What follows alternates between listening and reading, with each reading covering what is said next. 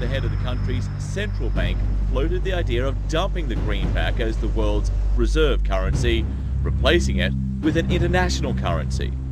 Thousands of people gathered to hear Barack Obama deliver key foreign policy speech on his current European tour.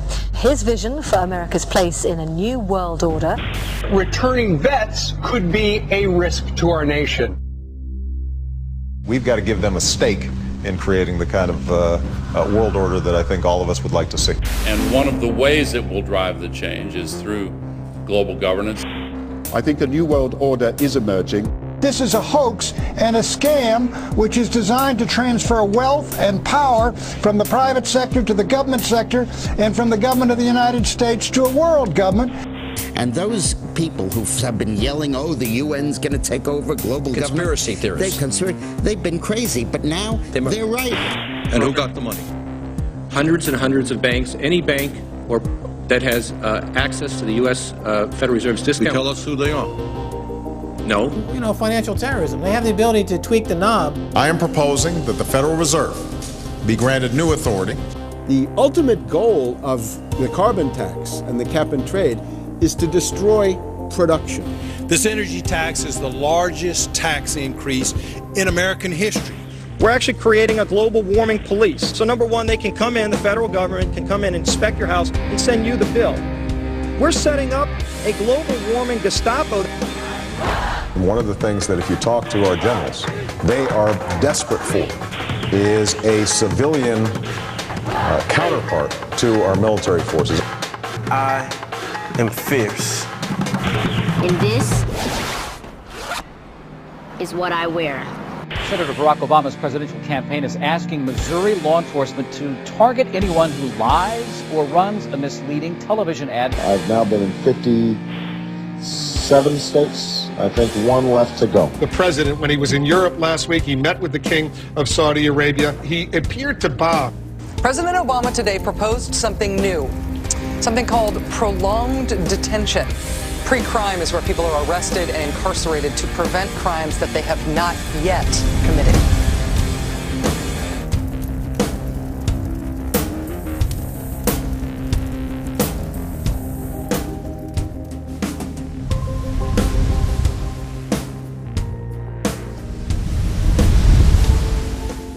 It's the World Wrestling Federation. It's the Washington Wrestling Federation. They put on this show that they're bitter rivalries, you know, villains, and they really don't like each other. But behind closed doors, they buddy up for a drink and make deals.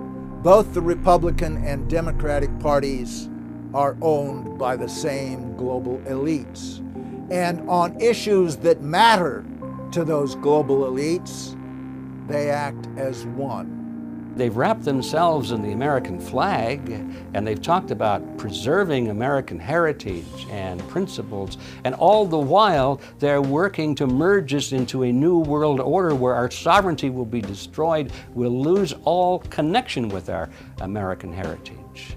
With Bush, you knew exactly what you were getting. It was there was no iron fist in a velvet glove. It was just the iron fist. Whereas with Obama, you've got the velvet glove and the iron fist. You know, a very sharp guy, very smooth, knows exactly what he's doing. For that reason, far more dangerous than Bush.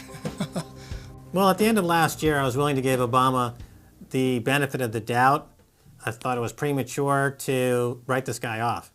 But now that he's been in office for a while, it's obvious that he is very tight with the Goldman Sachs and JP Morgan's on Wall Street, and he is extremely compliant and pliant to the wishes of the large banks, going back to what we saw with Robert Rubin under the Clinton administration, changing laws in favor of the banks. And he's not doing anything to stop the banks. He's helping the banks continue to do what they were doing under Bush. So in fact, he's just a continuation of Bush on the subject of markets and finance, which is the most important part of his policy right now. People who voted for Obama wanted real change, and they're getting platitudes, they're getting a lot of nice talk, but nothing in the way of concrete change is taking place. In this town, business as usual. There's one puppet master that controls the left, and there's the same puppet master controls the right.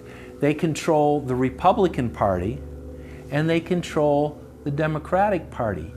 This is not a party issue. This is not a left-right issue. The question is, who should government serve? And it should serve the people. In fact, government is just a tool of the dominant minority that uses economics and government law to enforce upon the public various mandates. The right-left paradigm in the U.S. and in U.S. politics is taken directly from the commercial world and the corporate world. In the business world, you have Coke, Pepsi. You have McDonald's, Burger King. You've got AT&T and Verizon. You've got duopolies. And a duopoly gives the illusion of there being some competition and some choice. And it looks a little bit better than a monopoly. So, for example, in communist Russia, if they had communist Russia red and communist Russia chartreuse, there would have been the illusion of choice and something akin to democracy in Russia. But they simply said, forget it, we're just going to go with red. In the US, they have this left-right paradigm, which unfortunately, it doesn't take them out of the hard, cold fact that there is no choice. There's no social justice. There's only one choice, which is to supply more rent to the rent seekers who have now taken the whole system hostage. We've seen the limitations on government whittled away. We have seen this erosion to the point where today it seems like nobody does care.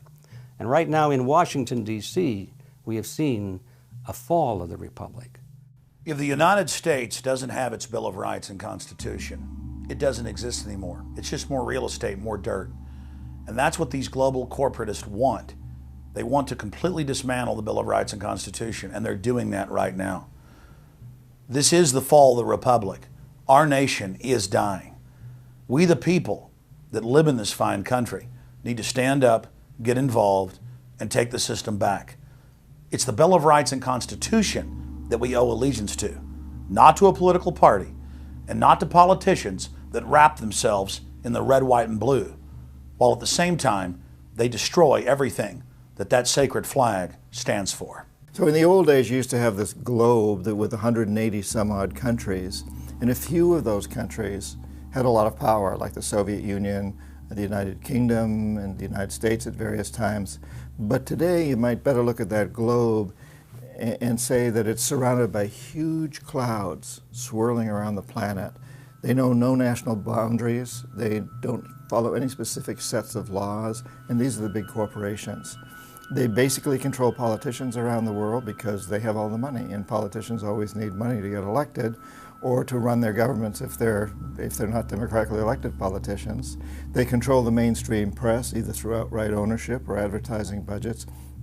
They have massive amounts of lobbyists in Washington that have tremendous influence on our president and Congress. And they really are calling the shots.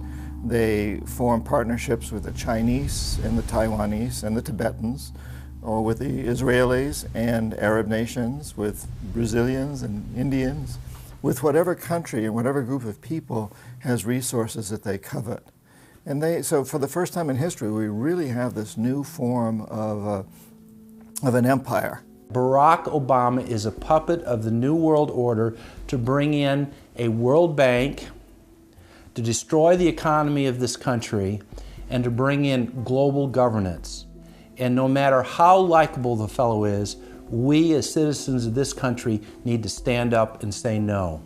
We have to stand up to preserve a republic here and a rule of law, which is under dire threat.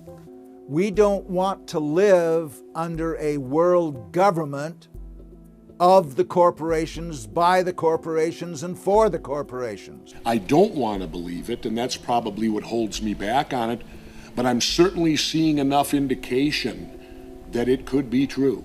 Absolutely, because they're always talking about Mexico and the United States and Canada ending up like Europe. And there's things done politically that seem to take us in that direction. And so I think it's incumbent upon all of us as American citizens to pay attention. This move to world government is not about roses and happiness and peace and in a better life. It's about enslavement.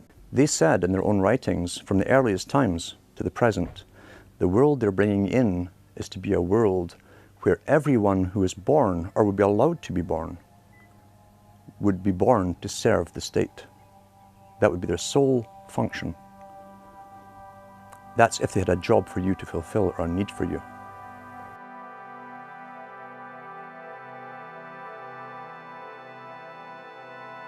July 4th, 2009. Across the United States, citizens gathered to celebrate the Republic's founding 233 years before. Most people in the crowds were aware that America was going in the wrong direction, that things were changing for the worse. But few could grasp the sheer magnitude of corruption and looting running rampant like a disease through the heart of the nation. The engine of America's greatness is not just its liberties, but the people's willingness to fight to keep them.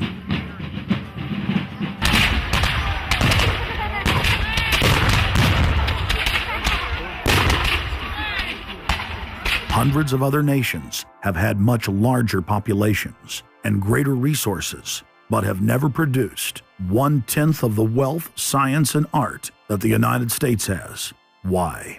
In America, you had an amazing situation because you had the founding fathers who figured out that they could deconstruct the monarchy in such a way and then reproduce it with the three primary branches of government in a way that would create checks and balances and separation of powers. So you could have room, therefore, for individuals to work within the context of a cooperative, which is a democratic system of government, but it would still have enough room for individuals to rise up and become profitable and self-sustaining and rich in the pursuit of happiness without becoming dictatorial. But unfortunately, over the years, since all of those separation of powers have been cut away, and all of the beautiful design by the founding fathers has been co-opted by one corporate entity, one corporate communist entity, you don't have that anymore. So what we have, we're back to where we were before the revolution. You have one monolithic state. For the first 100 years or so of the United States, after the 1700s, when we freed ourselves from British rule, no corporation was given a charter in the United States unless it served the public good. It had to prove that. And then its charter only lasted for 10 years, or sometimes as long as the project to build a bridge or a canal or something lasted, but it had to be up for review, and it could only get charters if it was shown that it was serving the public interest. That changed, primarily because John D. Rockefeller kind of bribed Delaware and New Jersey to begin with into accepting a different system where he said, listen, if I pay you lots of money in terms of taxes, etc., I want to be licensed to not have to serve the public good. I want to be able to get around that law. And state after state after state changed at that point. In the United States, our Constitution and Bill of Rights recognizes that individuals have innate freedoms that can never be taken away by any government. For the first time in history, the people were unbound to reach for their full potential, producing and outcompeting every other nation on earth. The rights of free speech, self-defense, private property, due process of law, and many others ignited a revolution in human development that threatened the despotic rule of monarchs and tyrants worldwide. But the corrupt elites had studied history. They knew that great civilizations could only fall from within. And they know from previous experience and history that civilizations come and go and dwindle. They know the reasons why they come and go. Isn't the only hope for the planet that the industrialized civilizations collapse? Isn't it our responsibility to bring that about? Morty Strong, founder of the UN Environment Program, from his opening speech, Rio Earth Summit, 1992. Maurice Strong is the man who said that they would never allow another country to rise up as powerful as America. It will never be allowed to happen again. And he said the best thing we can do is to tear down all the factories, all the top commerce of the United States, and level it and give it back to nature. So that was the advice from this character, who has tremendous power at the United Nations and was picked up and groomed by Rockefeller himself. Over the past decades, since the Kennedy assassination approximately, you've had an ongoing oligarchical transformation of virtually every country in the world. And in the United States, it's taken the form of an oligarchical counter-revolution against the reforms of the 1930s, with the Wall Street interest asserting itself as more and more dominant. And once bankers and oligarchs have power, the things that they do, you could call them a policy. You could call it something like a tropism. It's like the way a plant responds. Naturally, since they're oligarchs, they're going to try to downgrade the standard of living of the vast majority of the population. They're going to claim that the world is overpopulated, that industrialization, industrial pollution, and overpopulation are the main problems that face the world. And they're generally going to try to crush and mortify any kind of popular democracy or mass movements with any kind of progressive content. Nations rise and fall. They knew how debt could never be recuperated. They knew that disease or prolonged war could wipe out the population and the future populations that pay off debt. So these guys all work together. That's why it's no surprise that today you have Lord Rothschild coming out pushing the latest scam or religion that we must all believe in, which is global warming, which his personal bank, his family's bank in Switzerland, will be in charge of. They've run the system, the whole economic system of the world for the last 250 years. So why shouldn't they also run the economic system for the next few hundred years? The question of a ruling class, oligarchy as a ruling class, is posed by Plato in the Republic, where we find that oligarchy is a constitution full of many evils, where the rich dominate the government by buying it, and the average individual or the poor count for absolutely nothing. Oligarchy is a frame of mind. In other words, if you're a banker, this is already a worldview. It's a world outlook, and it implies the policies that have got us here, right? Malthusian policies, zero growth policies, driving down the standard of living, attempts to wipe out all kinds of mass institutions that might be a countervailing force. This is a scientific dictatorship, which Bertrand Russell said, and the Huxleys said, both Aldous and Julian Huxley said they would bring in the scientifically controlled society.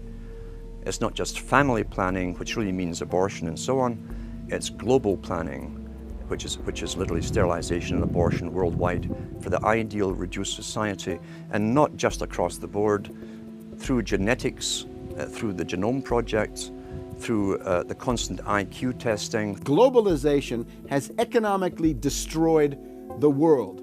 You've got at least 40 to 50,000 people who die every day worldwide from starvation, malnutrition, and diseases which can be cured for pennies, such as diarrhea. And if you ask one of these Malthusian oligarchs, don't you think that something should be done to raise the standard of living in Africa or South Asia? They'll say, no, we can't do that. That would wound the planet. That would oppress Mother Earth. So that's oligarchy. Class consciousness in this sense is absolutely essential. If you think that bankers are the same as you, you're wrong. F. Scott Fitzgerald once told Hemingway, you know, the rich are different from us. And Hemingway said, yeah, they have more money. And F. Scott Fitzgerald replied, no, it's something much deeper. It's a whole different world. To be an oligarch, to be a Rockefeller or something of this sort, means that you're in a completely different world with values which are the reverse of human values. Now, if you allow the oligarchs to continue to dominate, the destruction of world civilization is a matter of a few decades at the very, very most. So, choose. To force their agenda through, the elites are employing one of their favorite tools, artificial crisis creation, also known as the Hegelian dialectic of problem-reaction-solution. You never want a serious crisis to go to waste. And what I mean by that, it's an opportunity to do things that you think you could not do before. The Earth's ruling elite are first and foremost monopoly men. The founder of the Rockefeller clan summed it up simply when he said, competition is a sin. Rockefeller himself said that competition was a sin. And people quipped at that, thinking it was one of his little jokes. He made many jokes about saving pennies and stuff like this. But in reality, he was telling you a truth, that competition to a man like him, who worked for a much larger organization, competition truly was a sin. And The cartels have been formed ever since, have become much bigger, more powerful.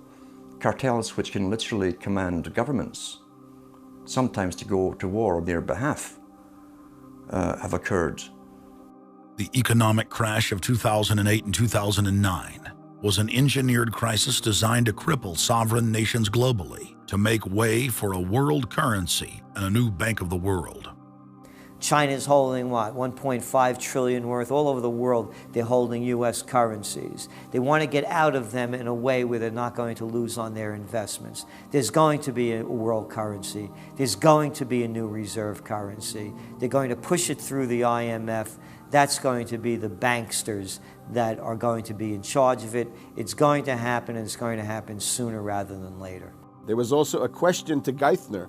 Do you think that the U.S. dollar ought to be replaced? And he blew it. He had a moment of candor where he said, yeah, we're considering that. So on that day, the dollar went down 1% within a couple of minutes. Chinese government proposal about a global currency and about the IMF regulations, the new IMF idea about the general agreements to borrow and having a faster ability to disperse to the emerging markets. As I understand this proposal, it's a proposal designed to increase the use of the IMF's special drawing rights. And we're actually quite open to that suggestion. Timothy Geithner's comment about global currency is not off the table because it's not off the table and it's going to come. The whole world is ready to bail out of bucks. They just want to do it in a way where they're not going to lose on their investments. That's all that's going on. All the people around the world, the Japanese who have $1 trillion, the Chinese who have $1 trillion, the Saudis have $1 trillion, the Europeans something similar, they're all going to dump it at the same time. The rush for the exits. And that will then create hyperinflation. When America finishes supplying the manpower and the military for standardization of the world into the one system, and they want a secular world society with a hint of greening and Gia worship for sustainability reasons. America, as they're finishing off this agenda, they'll be pulling the rug from underneath Americans at home at the same time towards the latter stages. When the dollar starts to slide, and this was always the nightmare of Paul Adolph Volcker, who is now sitting in the Obama White House, once the dollar starts to go, there's nothing to stop it.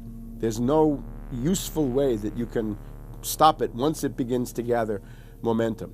So I think we're facing the probability of some form of dollar panic combined with hyperinflation sometime during the Obama presidency. They're now pulling the rug away from under the feet of the people. They're becoming rapidly a non-manufacturing country.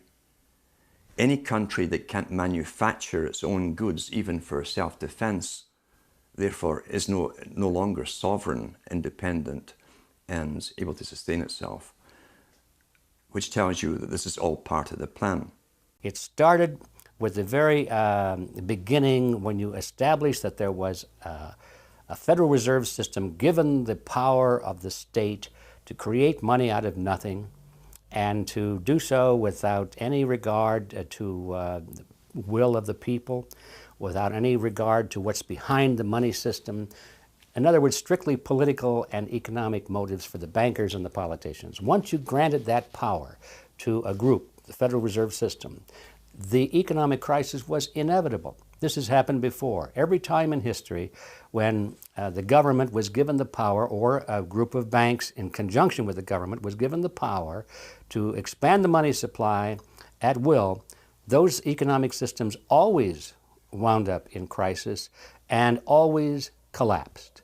So there's no reason to believe that the United States was given some kind of a get-out-of-jail-free card, an exemption from the processes of history.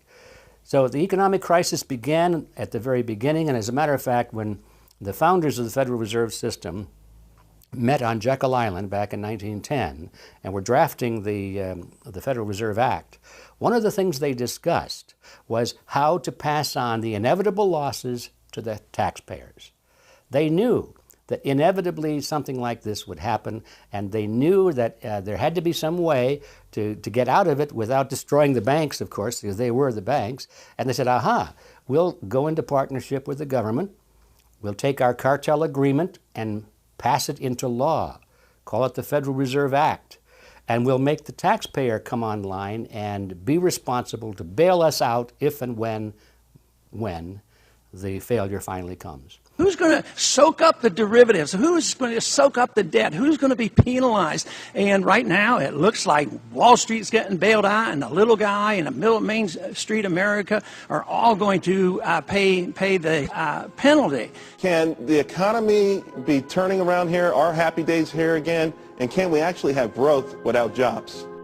Is this an oxymoron, jobless recovery? We're going into the greatest depression. There will be no job growth. Unemployment will continue to escalate. Along with it, so too will crime, poverty, kidnappings, boss snappings. And the more things spin out of control, the harder the hammer is going to come down by the federal government to keep everyone in control. Power is much, much more important to them than money is. Money is only a way to the means. Power is the end result. The elite's main goal is to destroy national sovereignty and individual independence. To consolidate their grip on power, the banksters create artificial debt bubbles that are mathematically impossible to pay back. These are those sinister, toxic assets, the complex financial instruments that they talk about but never really name. They're paper based on paper. They're credit default swaps, collateralized debt obligations, mortgage-backed securities, asset-backed securities, structured investment vehicles, auction rate securities, and so on down the line. It's an immense mass of cancerous, fictitious, speculative paper, bloated in value, impossible to bail out. Triage the derivatives on their books. There's no way to bail out a $1.5 quadrillion black hole of derivatives, but nevertheless they tried. The Wall Street cronies are crooks.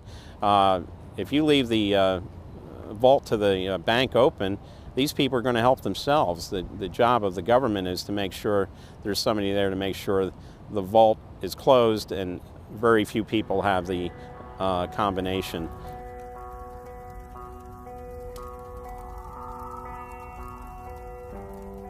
I'm William K. Black, Associate Professor of Economics and Law at the University of Missouri at Kansas City. I was a senior regulator in a number of different positions during the heart of the savings and loan crisis. On a staff level, I led the re-regulation of the savings and loan industry.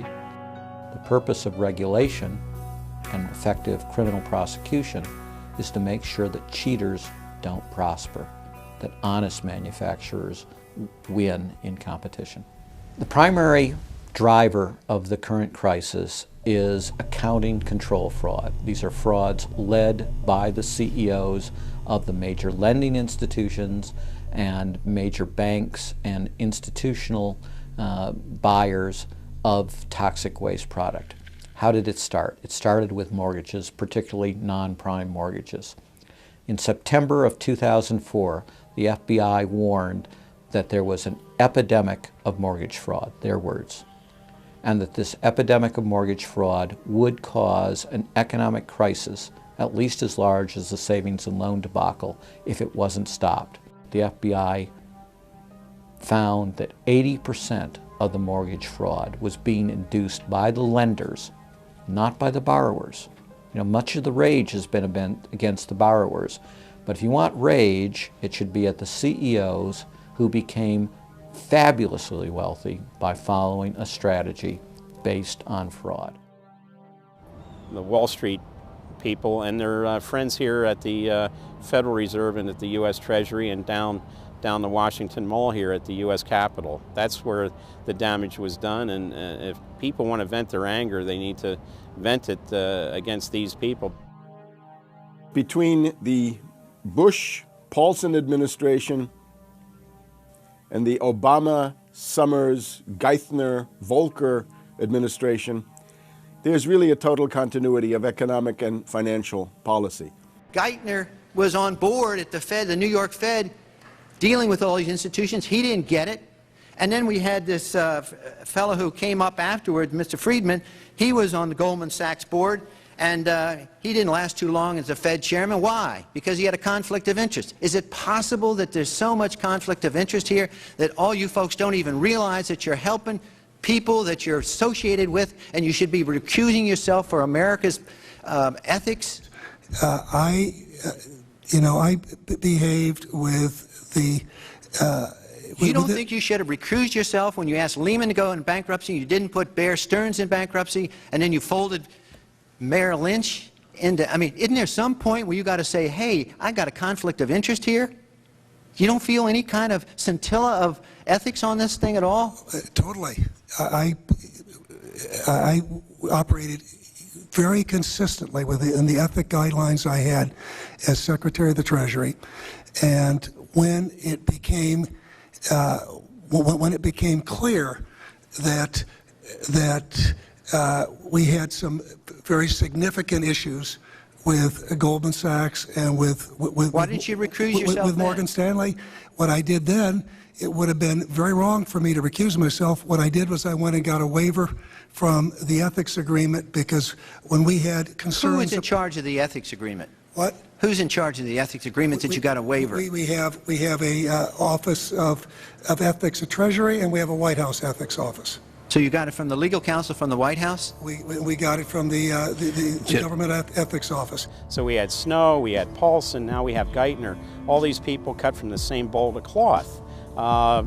These are not independent Treasury secretaries. They're part of the problem, not part of any solution. And it would have been nice to see President Obama effect some change in Treasury, but of course, he went and got a Wall Street insider as his Treasury Secretary. Everything that's speculative, parasitical, cancerous, bloated from all these administrations, going back to Carter and even beyond, comes together in the Obama administration. With Volcker, with Summers, who's part of the economic crimes under Clinton, the guy who brought you derivatives and the abolition of the Glass-Steagall firewall. You could not have gotten a more perfect setup for a takeover from a previous government, the Bush regime, than the Obama regime. Now, there are some authors out there already saying that it's the same bunch, and it's true. It's the same bankers who put the same boys forward. Obama, far from helping the public and giving them something new or giving them more power and say over their own affairs, has actually sided immediately with the bankers who once again have robbed the public blind, and now they must get bailed out by your tax money. Obama does it all with left cover. He makes you think that he's somehow different from Bush, that this is somehow benevolent, that he cares about the poor. And in reality, this is the cruelest hoax and the most bogus sham. Obama is 1,000% devoted to Wall Street interests. When Wall Street says jump, Obama jumps. And again, it's about $30 to $40 for the bankers for every dollar that ever reaches an unemployed person or somebody who's on food stamps or some infrastructure building for highways. The hope with the Obama administration was that it would move us beyond this. But unfortunately, what we're seeing more and more is that Obama has brought in many of the economists who bought into the system in the past. Larry Summers is a very good example. And so many of his economists, many of the people there, you can really almost at this point relate Obama to Hoover, who did something similar in his presidency, as opposed to Franklin Roosevelt, for example, who brought in a very fresh team. So the concern here now is that Obama's falling into this trap of bringing in the same people who put us in the position that we're in today, and other people who buy into the same theories that brought us here, this mutant form of capitalism. Presumably what most politicians want to come in is say, hey, the problems of the past, they're due to the old guy. and I'm cleaning house, and I'm going to bring in a new team, and don't blame us for the things we've inherited. Can't say, you know, those policies of the past that came before were insane, because you got the guy that was one of the key architects of those policies. People need to stop having allegiance to their political party. They need to have allegiance to the Bill of Rights, the Constitution, and what has made our republic so special. The basic human rights and dignity that every citizen of this country inherently has. Not because it's some right given to us by government, but because our Bill of Rights, our Constitution, enshrines that these are inalienable rights given to us by God, that we inherently have as sentient, free, conscious beings. But instead the public cheers on the Republicans as they win, or cheers on the Democrats as they defeat the Republicans. It's an endless, staged, gladiatorial event, special interest own both parties, and they project this false left-right paradigm up as like a movie screen. And behind that, behind the throne, the establishment is able to control our society and engineer it into this high-tech police state. If you try to let the finance oligarchs who created the crisis turn around and say they're the doctors who are going to get you out of the crisis, they will dig you deeper and deeper into the bottomless abyss of world economic depression, financial collapse, and disintegration. The Democrats have really done more to destabilize the American economy and to help the big banks on Wall Street than the Republicans have done. I would imagine that the Republicans know a little bit more about finance and markets enough that when someone like Goldman Sachs asks the Congress to change laws as they did in the 90s to do away with position limits on the futures contracts, the Republicans would have said, no way, that's completely inconsistent with any notion of a fair market. But the Democrats, I have a feeling, are just not financially literate enough to say no. And I think that Goldman has very shrewdly positioned themselves with the Democrats, because the Democrats typically, like many NGOs that I've run into, they seem to have a complete inability to comprehend these issues of markets and finance and how it relates to social justice. So under the Democrats, we also saw the repeal of Glass-Steagall. Glass-Steagall said there's an inherent conflict of interest between the commercial banking side, which is the lending side, and the investment banking side, which is taking an ownership position. And we have to end this conflict of interest by separating these two entities. You can have investment banks and you can have commercial banks, but they have to be separate. Do you think that the repeal of Glass-Steagall was a tragic mistake? No, I don't think so. You could be a commercial bank like Chase Manhattan, or you could be an investment house like JP Morgan, or a bank like Bank of America, or an investment house like Merrill Lynch. But you couldn't be both. And as the 90s went on, the screaming hyenas of Wall Street were demanding that this prohibition, this regulation, be abolished. This was an illegal and inappropriate form of casino. The derivatives were being used and they were being unregulated, and people were getting 30 to 1, 40 to 1, 50 to 1, and sometimes 100 to 1 profits on the way up. And remember, derivatives are a zero-sum game. So there's nothing there. It's not like a piece of stock in General Electric or Ford or something like that where there's supposed to be some value. Derivatives have no value. But the very people, Summers and Gettner and all the people at Goldman Sachs and JP Morgan who created these things, made not millions or billions, but trillions on the way up. And now that these things are crashing, the very same folks are now put in charge of regulating these things and in charge of the bailout, and they are giving money to the very rascals that created this problem, took the profits. The problem cannot be fixed. And this is on Obama's watch right now. You have so many different schemes and mechanisms at play. It's sort of like after there's a blackout, you know, people in some parts of the country have been known to loot the local stores. You know, they go in, they grab the televisions and they grab the stereos. And basically that's what the Wall Street gang has done. They've just engaged in this massive looting of of money from their own companies and now from the U.S. Treasury. There was a lady called Brooksley Born. She was the head of the Commodity Futures Trading Commission under Clinton.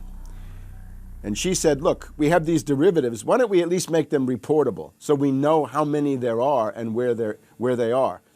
And she writes in a biographical account, she said, I picked up the phone and Larry Summers was screaming at me that I was interfering with the wonderful inventiveness and ingenuity of Wall Street and their ability to come up with new financial products, such as these derivatives. Brooksley Born was the chair of the Commodities Future Trading Commission, CFTC, which regulates many financial derivatives. And she said there's a grave danger out there in the form of these credit default swaps. And credit default swaps are an exotic financial derivative, or moderately exotic financial derivative, were sold on a bright, shining lie that they were supposed to make markets more efficient. In fact, they allow utterly insane gambles, and they're really great devices for accounting fraud as well. She actually says, I'm thinking of adopting this regulation. The Clinton administration goes berserk, and in particular Larry Summers, but also Rubin. Now behind Larry Summers, there's another layer. Bob Rubin of Goldman Sachs, the Clinton administration, and Citibank. And he also thought that derivatives were a wonderful thing for the U.S. economy, and he made sure that they were never regulated. We can't forget Alan Greenspan over at the Federal Reserve. Now, you look at Summers, he is sitting in the White House today, making policy for Obama. Summers tells Obama what to do. Summers tells Geithner what to do. He's also got some of his hatchet people in the administration. Mary Shapiro runs the Securities and Exchange Commission. She refuses to ban naked short selling and other market manipulations. You've also got another guy called Gensler over at the Commodity Futures Trading Commission today.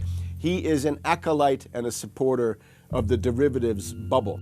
We made the new CFTC chair a guy who had helped to kill Brooksley Born's reform initiatives. And we just did this under the Obama administration. This was a pre-registered, pre-organized, predetermined event.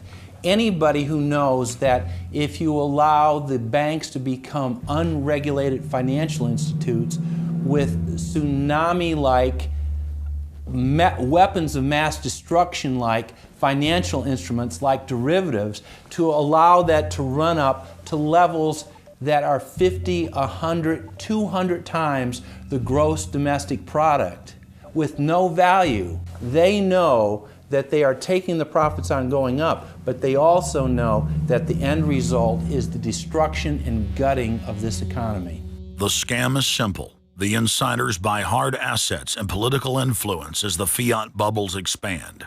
And then, at a time of their choosing, they purposefully implode the bubble. You've got a very small group of people, and the Federal Reserve and the global central banking system and the Bank of International Settlements in Switzerland, who are purposefully managing the boom and bust, credit supply, credit contraction, money supply growth, money supply contraction to create artificial roller coasters and artificial volatility that they can trade around without taking any risk. It doesn't cost them any money. And if they do make a mistake because they're, as George Bush said, oh, the bankers on Wall Street are drunk. It is uncertain. There's no question about it. Wall Street got drunk. That's one reason I should turn on the TV cameras.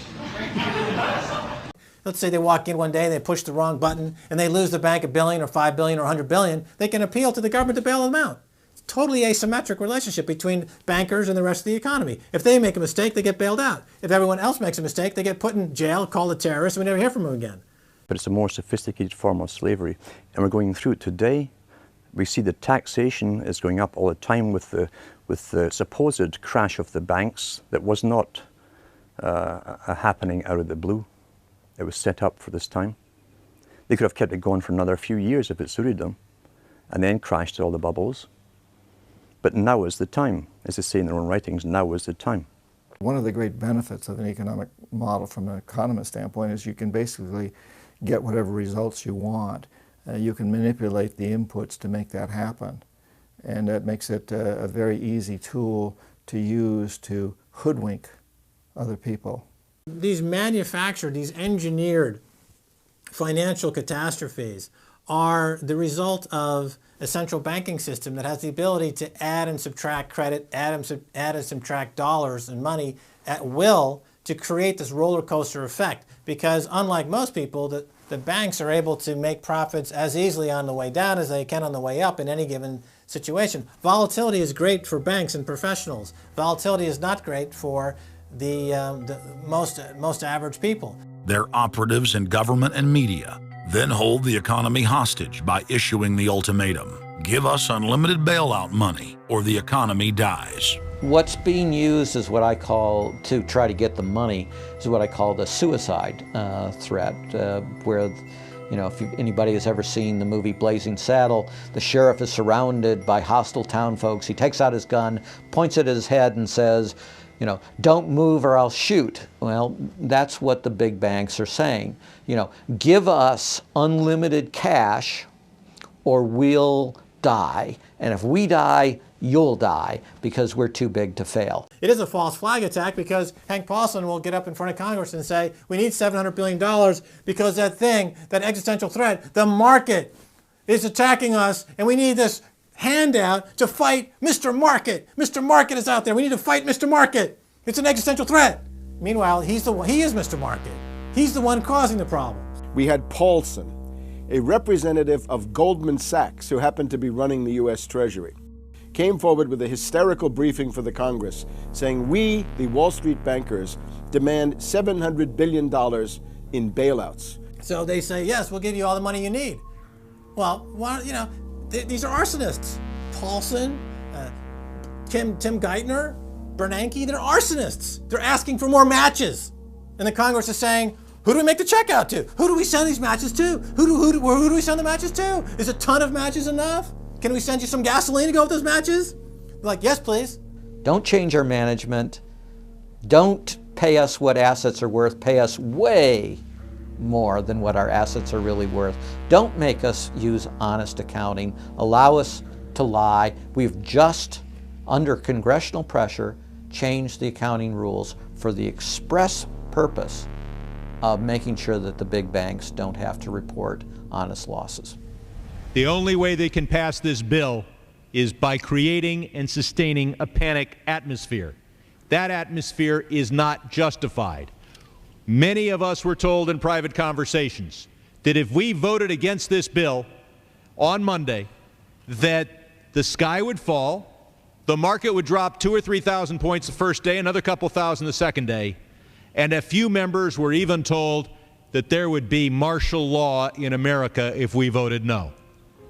That's what I call fear-mongering. We have, you know, people in the government threatening martial law or things to get their way in the executive branch against Congress. You know, you know, if you put all these signs together, it doesn't look good at all. That, to the extent we are a democracy, we're sort of a hairbreadth away from a police state. Congress aided the bankers in carrying out the biggest heist in history with the so-called banker bailout of 2008. The bailout money, the $13 trillion or so dollars that have been given to the banks, is sitting on the balance sheet of the banks, and that is incurring interest costs.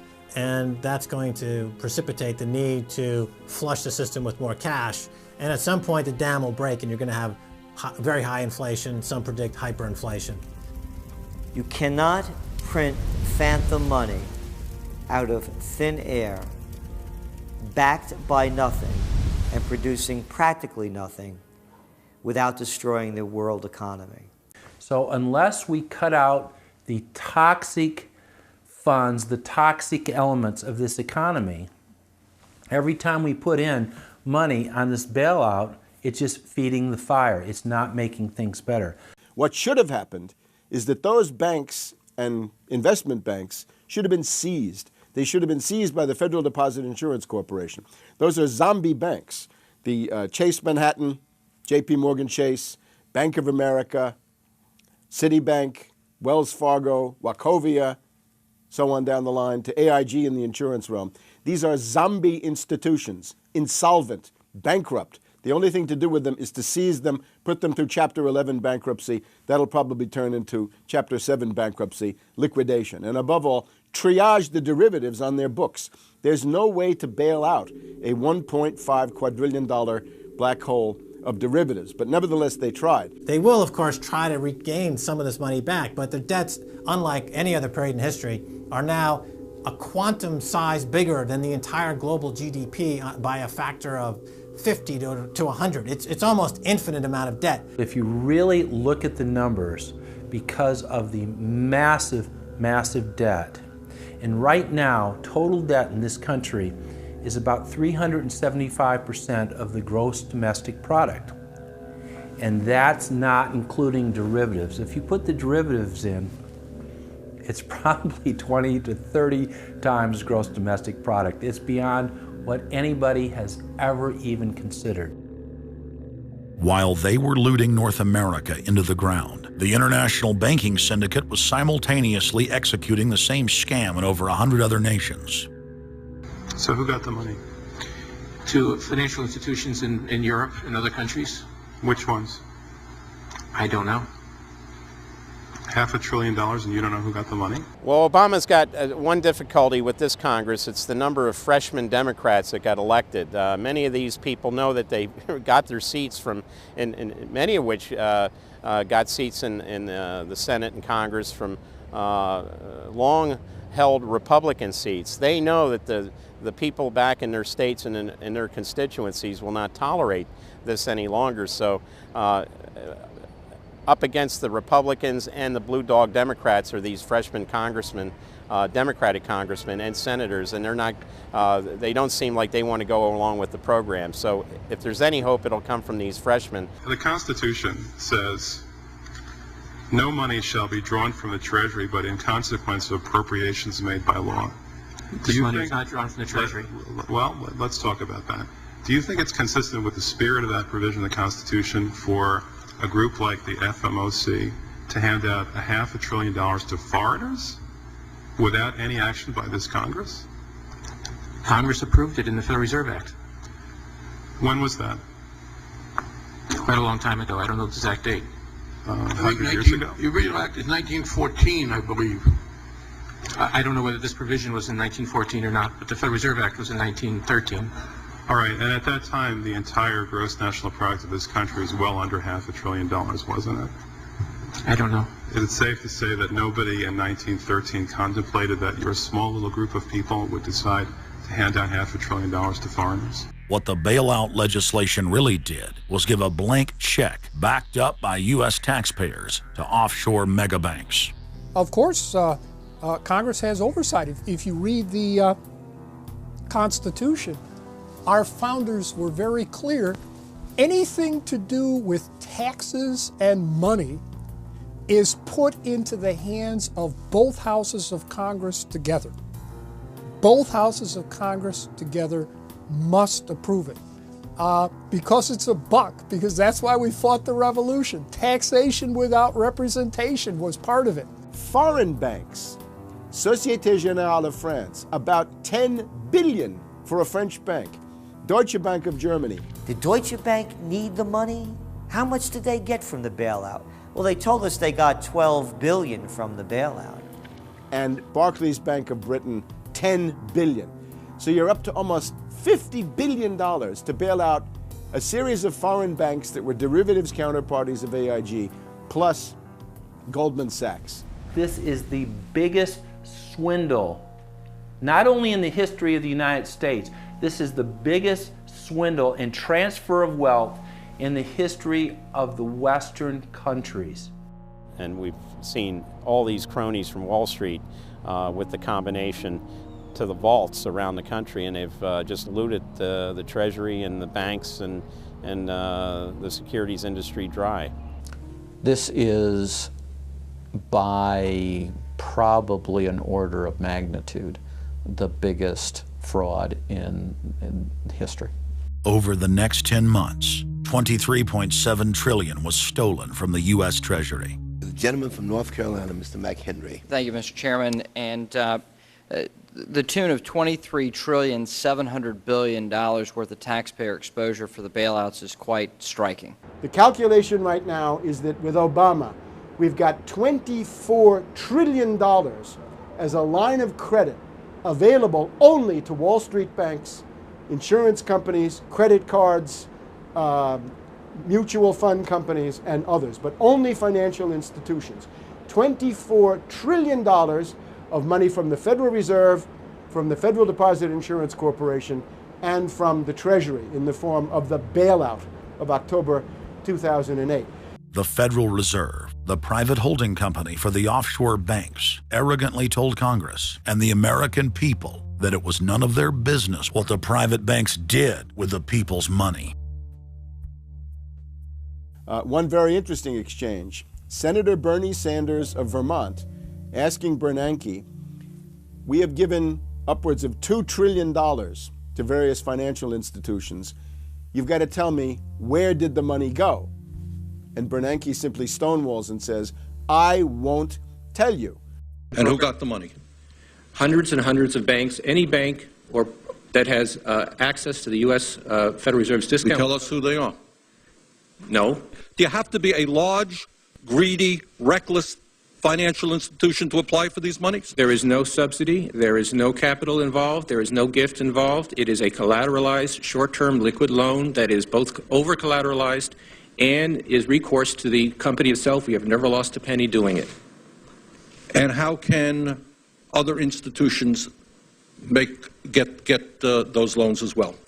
According to the law, we are supposed to be lending to depository institutions. Let me just say this, Mr. Chairman. I have a hard time understanding how you have put $2.2 trillion at risk without making those names available, those institutions public. And we're going to introduce legislation today, by the way, to demand that you do that. It is unacceptable to me that that goes on. Behind me, the Federal Reserve is probably the least transparent agency in the federal government. One could even argue that the Central Intelligence Agency is more transparent than the Federal Reserve. The fact is that the American people want to know more of the secrets of the temple, as the book was before you were born, the secrets of the temple. The Fed, as you know, is just a monopoly by the bankers. This is simply putting the foxes in charge of the henhouse. Personally, I'd be in favor of Congress just nationalizing the Fed and getting the bankers out of there. They're just stealing from the American people. Put it directly in the hands of Congress and let Congress decide, rather than this cabal of bankers deciding their own rates of profit at the expense of the American people. Since the Federal Reserve's creation in 1913, patriots have labored tirelessly to alert the American people to the true nature of the Federal Reserve. Throughout its 90-plus year history, most Americans falsely believed that the Federal Reserve was a government agency. But today, scientific opinion polls show that the vast majority of the public is aware of the fact that the Federal Reserve is a front company for an offshore private banking cartel that dominates not just the United States, but almost every other nation on Earth. It's never been written about in any book that I've found as to who gave these guys the authority or permission to be the international bankers for the world. Why would you even need international bankers? Why would any government agree to use them? Why would you need to use them? Why can't any country create its own money? It tells you there was already an existing superstructure already in existence maybe 200-300 years ago, to give these guys permission to somehow be the overlords of all money for all countries. Polls also reveal that 75% of Americans demand a public audit of the secretive organization. By the summer of 2009, Congressman Ron Paul's bill to audit the Fed had gained more than 280 sponsors in the House. But the private Fed's high-powered lobbyists were able to block a vote on the bill in the Senate. That only piqued the public's interest. I have another amendment I have been informed that the majority plans to block consideration of this amendment, which is number 1367, regarding the transparency at the Federal Reserve. Madam President, I'd like to call up Amendment 1367. Without objection, the clerk will report. The Senator from South Carolina, Mr. DeMint, proposes an amendment number 1367. Senator from Nebraska. I make a point of order against the DeMint amendment that it's legislation on appropriations. Madam President? The point of order is well taken. The amendment. I regret the objection. The amendment falls. The people began asking themselves, why couldn't there be an audit of the Federal Reserve? The Fed has never once been audited. In the whole period of time, in the almost 90 some odd years that the Fed has been around, the most powerful agency and independent agency, it has never once been audited. This is an absolute crime against the freedoms of this country. Do you think it would cause problems for the Fed or for the economy if that legislation was to pass? My concern about the legislation is that if the GAO is auditing not only the operational aspects of our programs and the details of the programs, but is making judgments about our policy decisions, that would effectively be a takeover of monetary policy by the Congress. Is that your position, that this bill, if it were to be passed, would interfere directly with interest rates, setting interest rates? If we were to raise interest rates at a meeting and someone in the Congress didn't like that and said, I want the GAO to audit that decision, wouldn't that be viewed as an interference? I wouldn't think so. This is just reviewing it, and you can do what you want. The Federal Reserve has never been subjected to an outside audit. And if you audit them, it's very likely that Greenspan, Bernanke, and Volcker might all go to jail. It was announced earlier today, that there will be a hearing on H.R. 1207, the bill to audit the Federal Reserve Bank. This will be the first independent audit in the Federal Reserve's 96-year history, and it's long overdue. Months ago, I asked the Vice Chairman of the Federal Reserve who received the $1 trillion in funds that the Federal Reserve has handed out to domestic institutions. He said, I'm not going to tell you. And then more recently, the Chairman of the Federal Reserve, I asked him who receives the $500 billion, we're talking about $500 billion, that the Federal Reserve handed over to foreign central banks. Who did they disseminate that money to?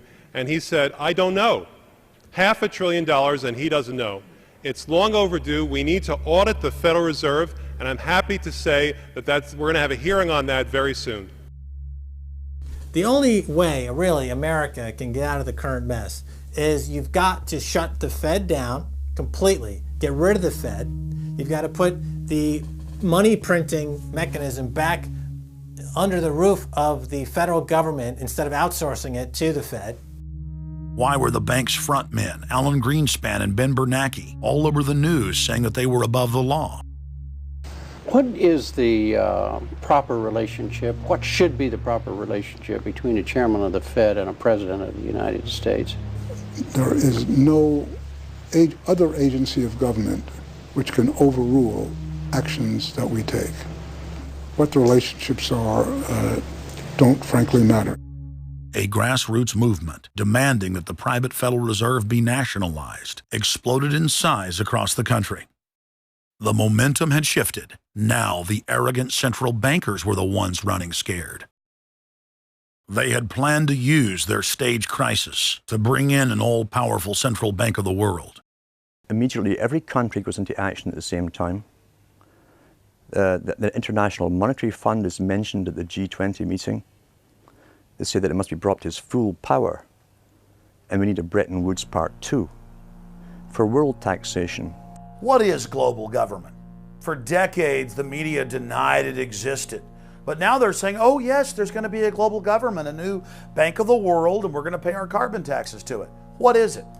It's nothing more than a private, hostile, corporate takeover of every sovereign nation on earth. And then when you look at the philosophy of these global corporate chieftains, it is one of domination of the poor, domination of the population. It is a view that human life just isn't cheap. No, human life is a negative.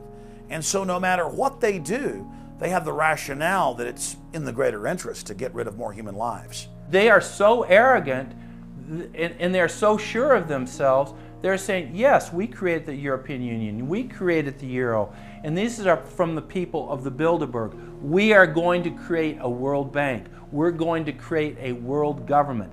They're saying it out loud and clearly.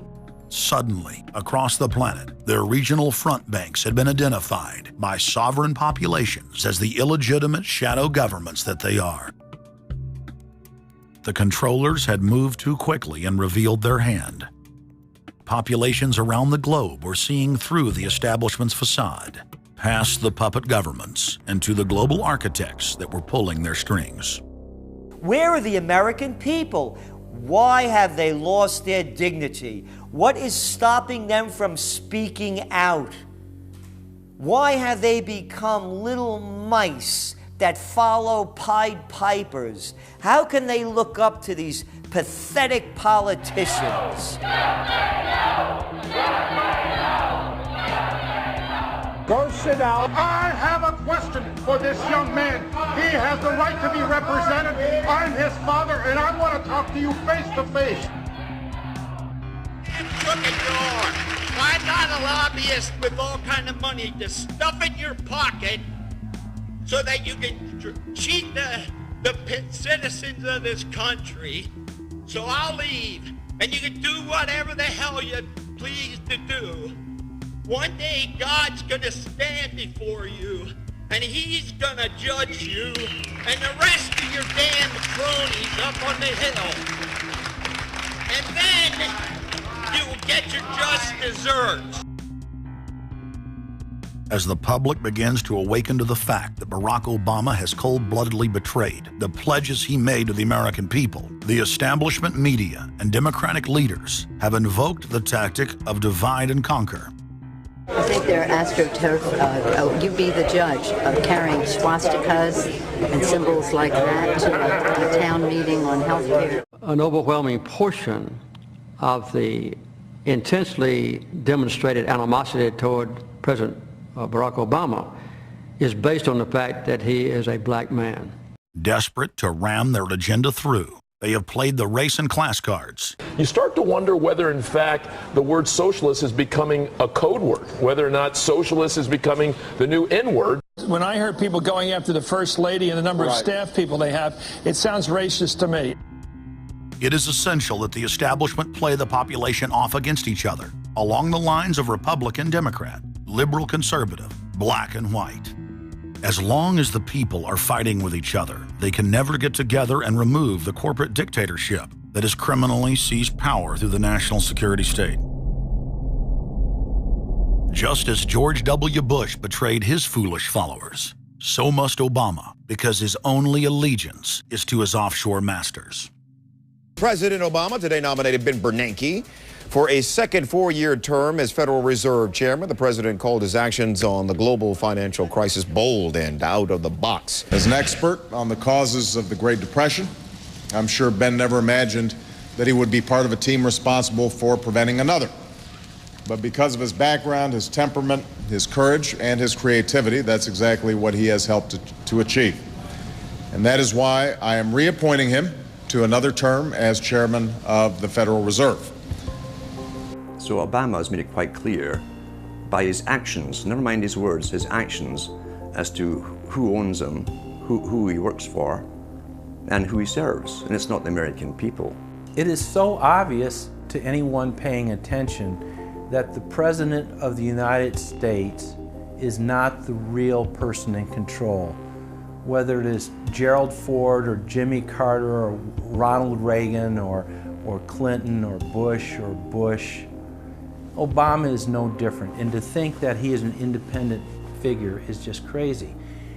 And as Franklin Delano Roosevelt said, presidents are selected, they are not elected.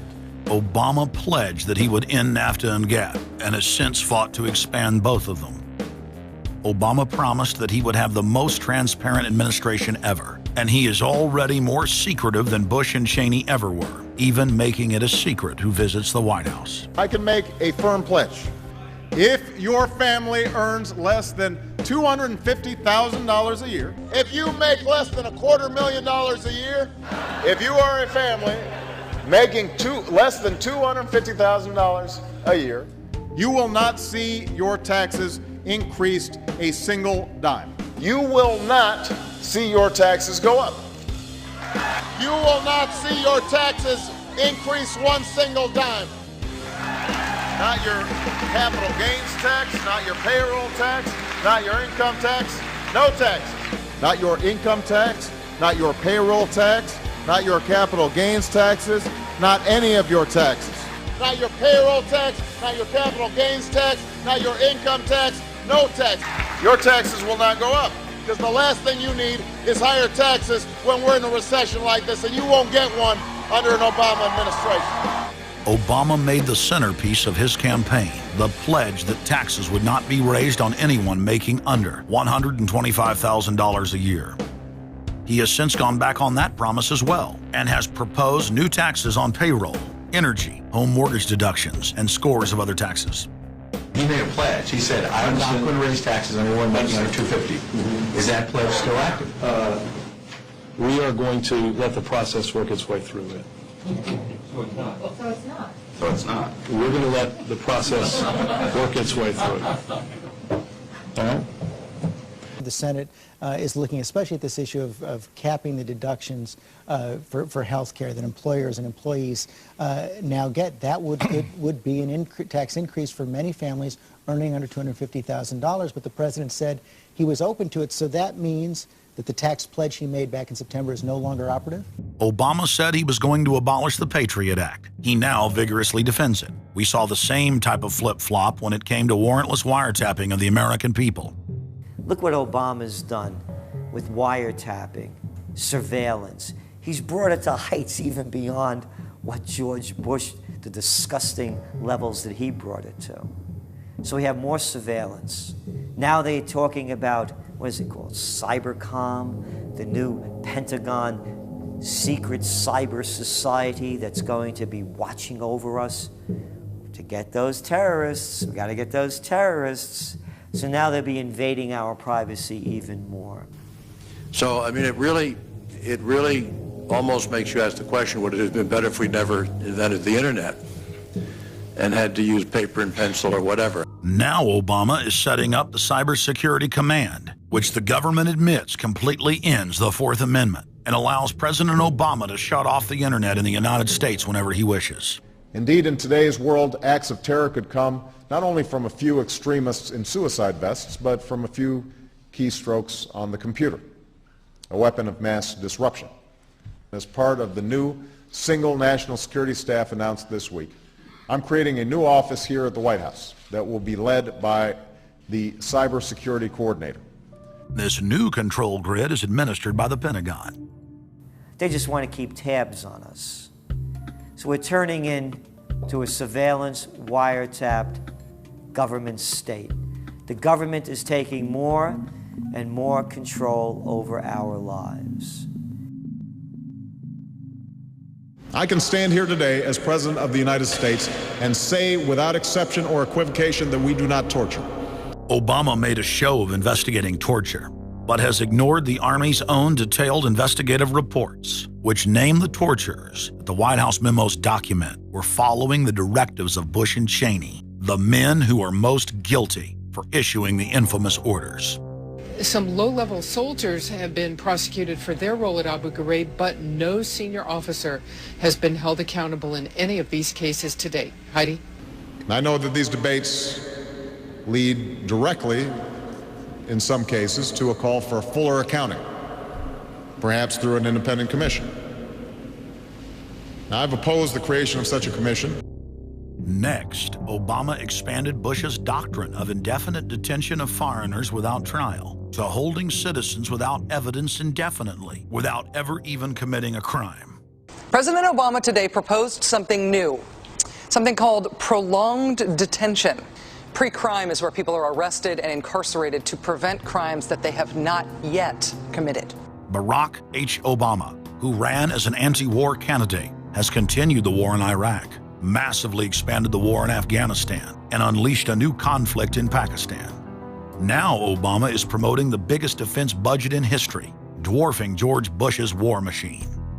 What George Bush has been trying to do as part of his effort to accumulate more power in the presidency is he's been saying, well, I can basically change what Congress passed by attaching a letter saying, I don't agree with this part or I don't agree with that part. I'm going to choose to interpret it this way or that way. That's not part of his power. But this is part of the whole theory of George Bush, that he can make laws as he's going along. I disagree with that.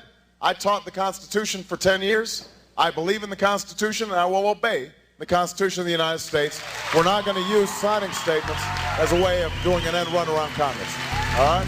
Obama guaranteed that once president, he would stop the unconstitutional practice of issuing signing statements, through which the executive branch illegally usurps the legislative power of Congress. Congressman Kucinich, when he introduced his 60 articles of impeachment against Bush Jr., I think one was the signing statements. The form of the resolution is as follows. A resolution, articles of impeachment of George Bush, President of the United States. Resolved, that President George W. Bush be impeached for high crimes and misdemeanors. Article 26, announcing the intent to violate laws with signing statements, and in violation of his constitutional duty under Article 2, Section 3 of the Constitution, to take care that the laws be faithfully executed, has used signing statements to claim the right to violate acts of Congress even before he signs those acts into law. Same analysis would apply to Obama, and a fortiori because he taught constitutional law. He knows better.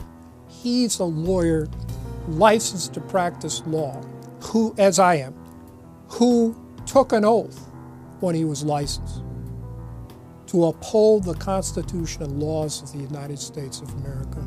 With his signature on the spending bill also came Obama's first signing statement, a presidential declaration freeing him from following some of the bill's contents.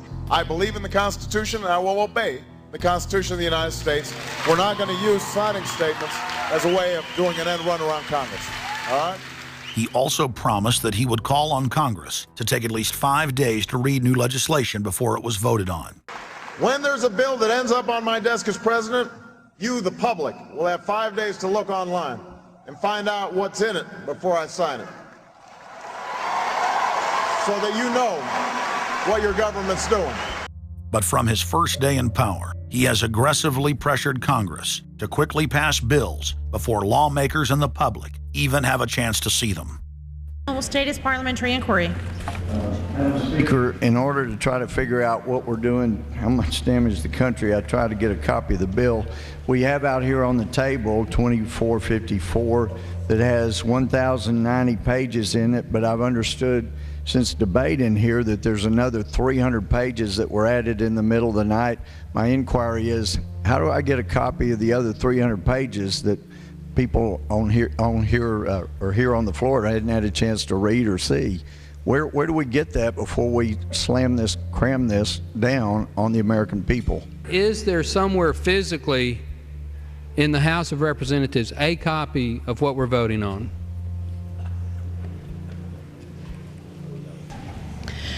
The gentleman has not stated a parliamentary inquiry that the chair can answer. Mr. Speaker, I have to say that I am outraged. Here we are getting ready to vote on a piece of legislation, and we haven't even seen 300 pieces of this legislation. No one can even find the bill or even knows where it's at. Obama swore that he would never put lobbyists or donors in his administration. Treasury Secretary Timothy Geithner appointed Mark Patterson, and this is a former top lobbyist for Goldman Sachs, as his chief of staff. And then last week there was a lot of buzz over William Lynn. He was appointed to the #2 position at the Defense Department. William Lynn, also a former top lobbyist for Raytheon, which is one of the 5 largest defense contractors. He has now broken all previous records by cramming his administration full of contributors and lobbyists who openly write legislation being proposed by the White House. There's a good reason Obama doesn't want to give the people or Congress any time to read the bills. I'm still needing a copy of the other 300 mysterious pages that we don't get to see here. Shortly after the 2008 election, Vice President Joe Biden confided to top supporters that it was essential that their program be implemented at lightning speed. Because their agenda was so unpopular, they knew Obama would lose support quickly. Obama's handlers were in a race to pass a raft of legislation before the people discovered that Obama was just a slicker, updated version of previous puppets. Obama is the New World Order's closer. It's his job to repackage and solidify the tyrannical policies of George W. Bush as progressive and trendy. So part of my job, I think, as president, is to make government cool again. Chris Hedges, author of Empire of Illusion, explained it succinctly. President Obama does one thing, and brand Obama gets you to believe another. This is the essence of successful advertising. You buy or do what the advertiser wants because of how they make you feel. Through Obama, the global establishment are now putting their entire program into high gear. Obama is attempting to dismantle the Second Amendment with more than a dozen victim disarmament bills now in Congress. The key is going to be, I think, for us to come together and say people do have an individual right, and there's nothing wrong with common sense gun laws.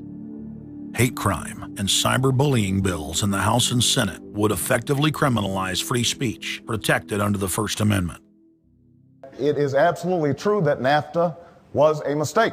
A senior member of the Obama campaign called the Canadian government within the last month to say that when Senator Obama talks about opting out of the free trade deal, the Canadian government shouldn't worry. The operative said it's just campaign rhetoric and don't take it seriously. Campaign officials called the U.S. ambassador to Canada and say, don't worry, it's just campaign rhetoric about NAFTA. The Canadian government put out a statement indicating that this was just not true. So I don't know who the sources.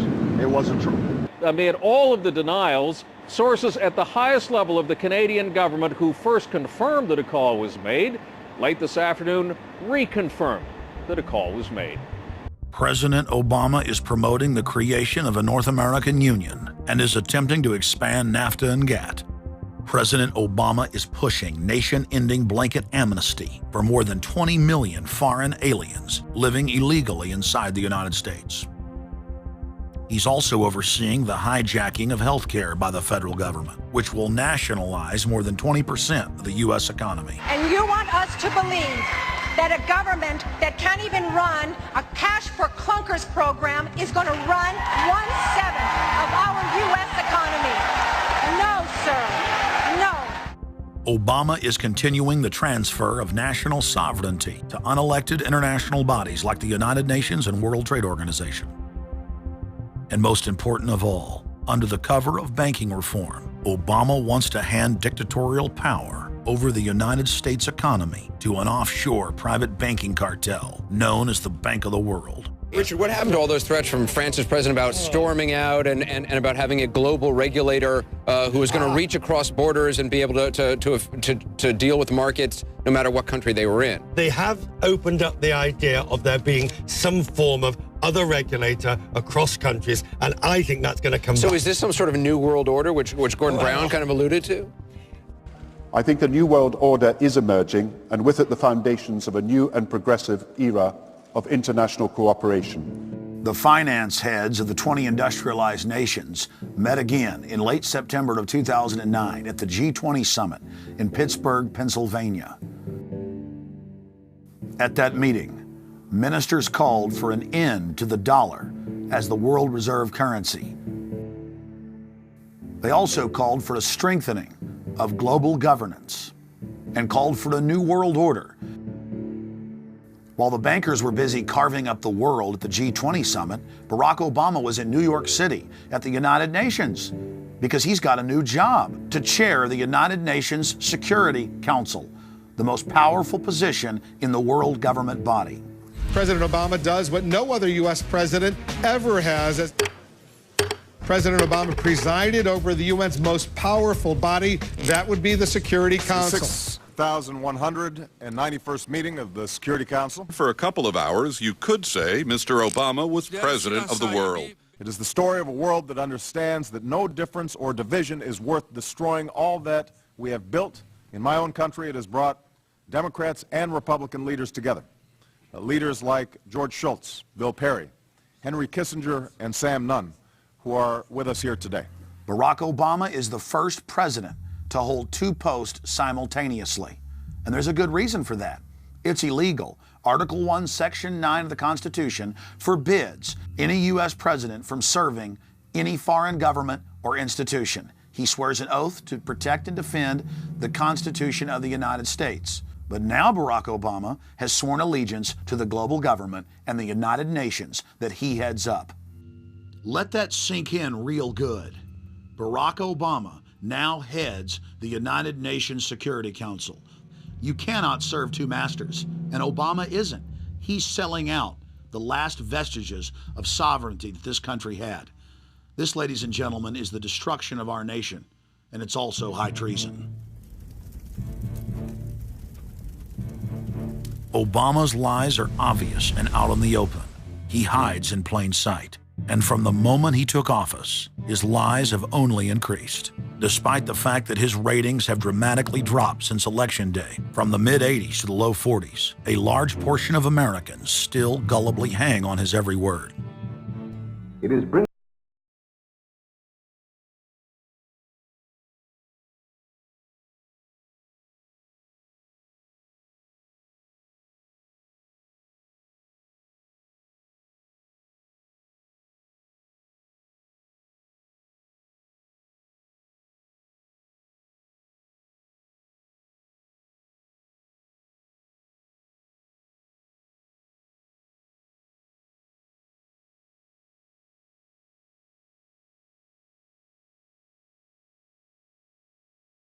Most people still today think that all entertainment to do with movies, drama, is therefore nothing more than their entertainment.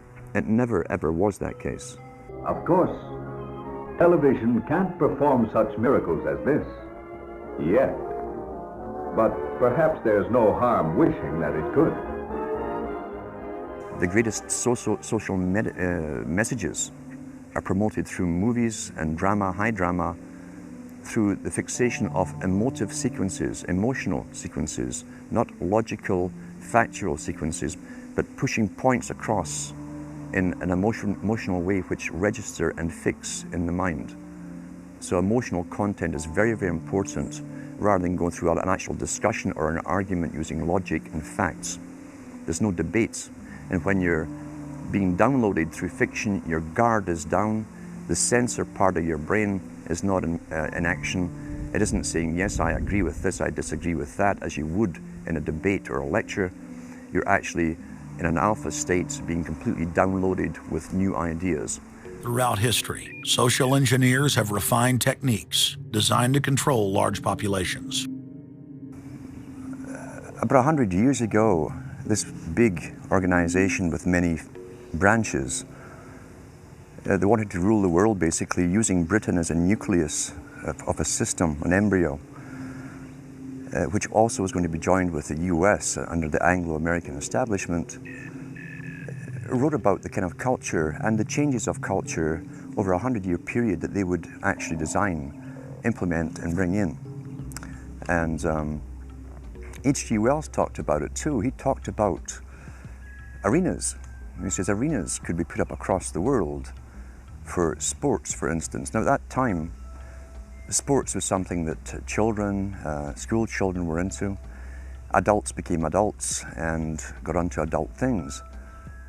So it was unimaginable at the time that people could actually believe that there was even a need for adult sports and entertainment, never mind having arenas built across the world. But he said we can do this, and foist basically a sports culture for the males.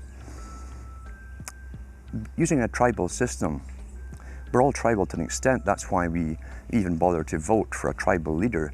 This is well understood. That's why we're supplied with these leaders. And because the average man was to become more disengaged from his own destiny as the expert class arose, it was decided that the males would get their outlet, basically, gradually becoming helpless as males through sports. Therefore, they'd have a tribal team they could identify with. They could cheer them on as they were winning. In their own personal lives, they were getting nowhere. They were getting disenfranchised, in a sense, as experts took over decision-making for them in all kinds of fields. So this was psychology at use, planned before they even implemented the sports. When radio came along, of course, they used that to the maximum. Sports for the men, soaps basically for the women. And then in came television, as I say, with its alpha state, its hypnotic state. And sure enough, around the 1960s, really, 50s and 60s, it took off. It really, really took off. And men became glued on Saturday nights to the sports shows. A culture industry, which is called by its own the culture industry. The Soviet Union had a department called the culture industry. Their actors and directors were called the cultural leaders, because they would, like a computer, people are like computers, all you have to do is keep giving them new updates every so often, and you can change an entire country or a nation or a block of nations who are all getting the same upgrades at the same time along certain paths. Today we call it political correctness. Most people want to belong to their peer group. They want to be the same as everyone else when it comes to opinions. In fact, they judge their own personal sanity by bouncing ideas off their neighbors and friends who will answer back and agree on these same topics in kind. It doesn't matter if the topics or what you're given are facts or utter nonsense, as long as everyone agrees at the same time. You'll say, well, I'm sane, and your friends will all agree because they've had the same information given to them. But they've been programmed, and I'm sad because I know that it's hard for people like that to take an interest, a serious interest in world affairs, to take a serious interest in what their elected officials are doing. And they're not going to be really inclined to study or discover the deception that's being used against them. And so I'm sad because I see all of that in a flash in my mind as being an indication of how easy it is for the masses to be manipulated. The scientific dictatorship understands what makes human beings tick. They understand our psychology. They've studied it, and they're using it against us. But the minute the public awakens to the fact that there is an agenda to manipulate them, and the second the public realizes that they are being conditioned and controlled, the establishment begins to lose that edge they've got over people. So all I ask viewers to do is to think for themselves and to study public relations, to study advertising, to study propaganda, and to realize how much of it is out there in their daily lives. And then make the decision for yourself. I just want people to think on their own and to not have their decisions and their thoughts and their ideas pre-packaged and basically downloaded into them. If it's on TV and a famous face says something, then it must be true. He doesn't have to show you facts or anything else. You've been brought up with these faces. That's why they keep these guys on television into their 70s and 80s. You've grown up with this father figure who's on television every night at 6 o'clock, in your house, in your room, staring right at you, and he's a father figure. Would he tell you a lie? So you naturally never suspect him. And this same man will lead you through new topics. He'll introduce experts on the topics. They'll have a little summary at the end of every talk, and you are now left with the conclusion that's presented to you. You don't arrive at it, it's given to you, and it's good enough for you. When I was growing up, people were talking on their front porches, neighbors were playing baseball, there were nightly barbecues. You don't see that anymore. We've lost our communities. You drive through neighborhoods, you see the blue glow of television sets. We're losing our humanity. So if you want to rebel against the globalists, the social engineers, Start by turning the TV off a few hours a day and actually getting to know your neighbors, getting outside that comfort zone, expanding your horizons. By coming together as communities, by getting to know our neighbors, we defeat the social engineers. We're programmed today perfectly, just like machines.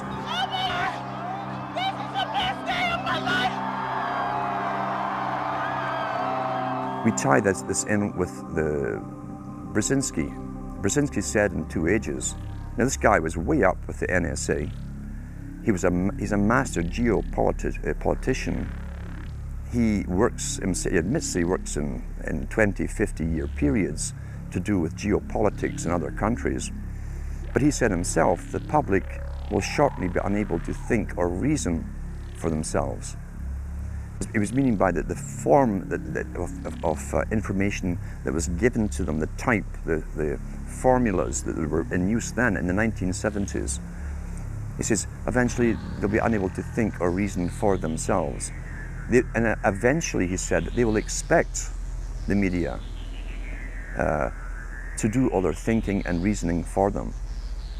Well, that's happened today. That's why people today can't think outside of the programming from television. Zbigniew Brzezinski, Obama's main foreign policy advisor, talks about how a cult of personality can be artificially manufactured to influence the masses. In the first months of my administration, to pull our economy... Oh, goodness. Sorry about that, guys. To pull our economy back from the brink, including the largest and most sweeping economic recovery plan in our nation's history. We're gullible, but we're also willingly gullible. We want a human being, a big daddy, to come along and make everything right for us. And as long as we believe that, we'll always basically get shafted. In addition to John, sorry, I just noticed that I jumped the gun here. Go ahead and move it up. I'd already introduced all you guys. It's the presidential reality show. But when it became an Oprah production, it became slick. You don't have a president, you have an actor. They say that politics is show business for ugly people. You got it. What am I going to tell the president when I tell him his teleprompter is broken? What will he do then? It's Obama's role to front for the international banking syndicate and to take all the heat for their unpopular agenda. It's his job to convince the American people that the buck actually stops at the White House. In Brzezinski's book, Between Two Ages, is that eventually we shall put presidents in who will have personality cults. We shall create massive personality cults for these people through the same techniques as Hollywood has used. Obama is that man today. The globalists, who know that Obama is going to promote their plan, want to make him such a superhero that nobody will question what he's doing. They'll be so preoccupied with who he is, or where he is, or what he's saying, or what he's wearing, or something like that. The idea of making him into a celebrity is very valuable because that way people are less inclined to ask, what is he doing? So that's very useful to these people. Similar plans of social control have been continuously carried out by operatives of the Ford Foundation, who Obama has worked for over the last 30 years. Many of the strategies used to control populations were originally developed by Edward Bernays, who coined the phrase public relations. Bernays said that if you manufacture an authoritative figure who repeats the same messages over and over, that this will appeal to the masses' subconscious desires. Yes, we can. The unwashed masses will helplessly follow the leader and go along with any message they spout. Yes, we can. Yes, we can. We shall overcome. Yes, we can. We will respond with that timeless creed that sums up the spirit of a people. Yes, we can. Thank you. Today, these exact techniques are being used with devastating effect against the general population. Obama is the latest version of 21st century mass mind control. The psych warfare engineers are counting on Obama to finish the plan they began decades ago. Beyond their plans to devastate the economy for global consolidation, a new international framework of draconian law is being constructed to establish a system of neo-feudalistic serfdom. Remember, it was Bill Clinton who gave us NAFTA. And it was Al Gore, the hero of the environmental movement, who was the hatchet man for the Clinton administration to cram NAFTA down the throats of a reluctant Congress. Now, this is a good deal for our country, Larry, and let me explain why. Al Gore, who carried the ball for NAFTA and GATT, is now one of the top standard bearers for the elite's agenda. I didn't interrupt you. Okay, now, guys. Now maybe it just... Is this... NAFTA. Why? Huge numbers of manufacturing jobs left Canada, came into the United States because of a 15% wage differential. We pay our workers less in Canada. Now, when you've got a 7-to-1 wage differential between the United States and Mexico, you will hear the giant sucking sound. No, there's a political lesson, there's a business lesson. Sorry. He serves as the front man for the carbon tax cap and trade scheme, which will not only increase taxes on every American, but will also transfer our national sovereignty and rights to a tyrannical world government, all in the name of saving the earth. Is the legislation that we are discussing here today, is that something that you are going to personally benefit from? If you believe that the reason I have been working on this issue for 30 years is because of greed, you don't know me. I've been willing to put my money where my mouth is. Do you think there's something wrong with being active in business in this country? I am simply asking for clarification. I'm proud of the it. Relationship. I'm proud of it. My name's Dr. Tim Ball. I'm a climatologist. I have a PhD in climatology from the Queen Mary College, the University of London, England. And I've been studying climate both with my 9 years in the Canadian Air Force, where it was essential to flying, and then after that at the university. So it's essentially been the whole theme of my career. Initially called climate skeptics. I said, but all scientists are skeptics. If you're not a skeptic, you're not a scientist. And then when that didn't work, then they came out with the charge that we were climate change deniers. And I remember when I was first called a denier, and it was in the Times of London and England. And of course, the word denier was clearly deliberately chosen because of the Holocaust connotations of that term. So it was not only a charge that you were ignoring the truth, but you were doing it in a very evil way. And of course, I laugh about that now because my whole career has been anything but a climate change denier. I've spent my career trying to educate people to how much climate changes naturally. So I'm anything but a denier, but of course that is part of the politics. Under the Nazis, there was something called race science. They had a lunatic theory of eugenics, the Aryan heritage, and all the rest of this. Absolute crackpot pseudoscience.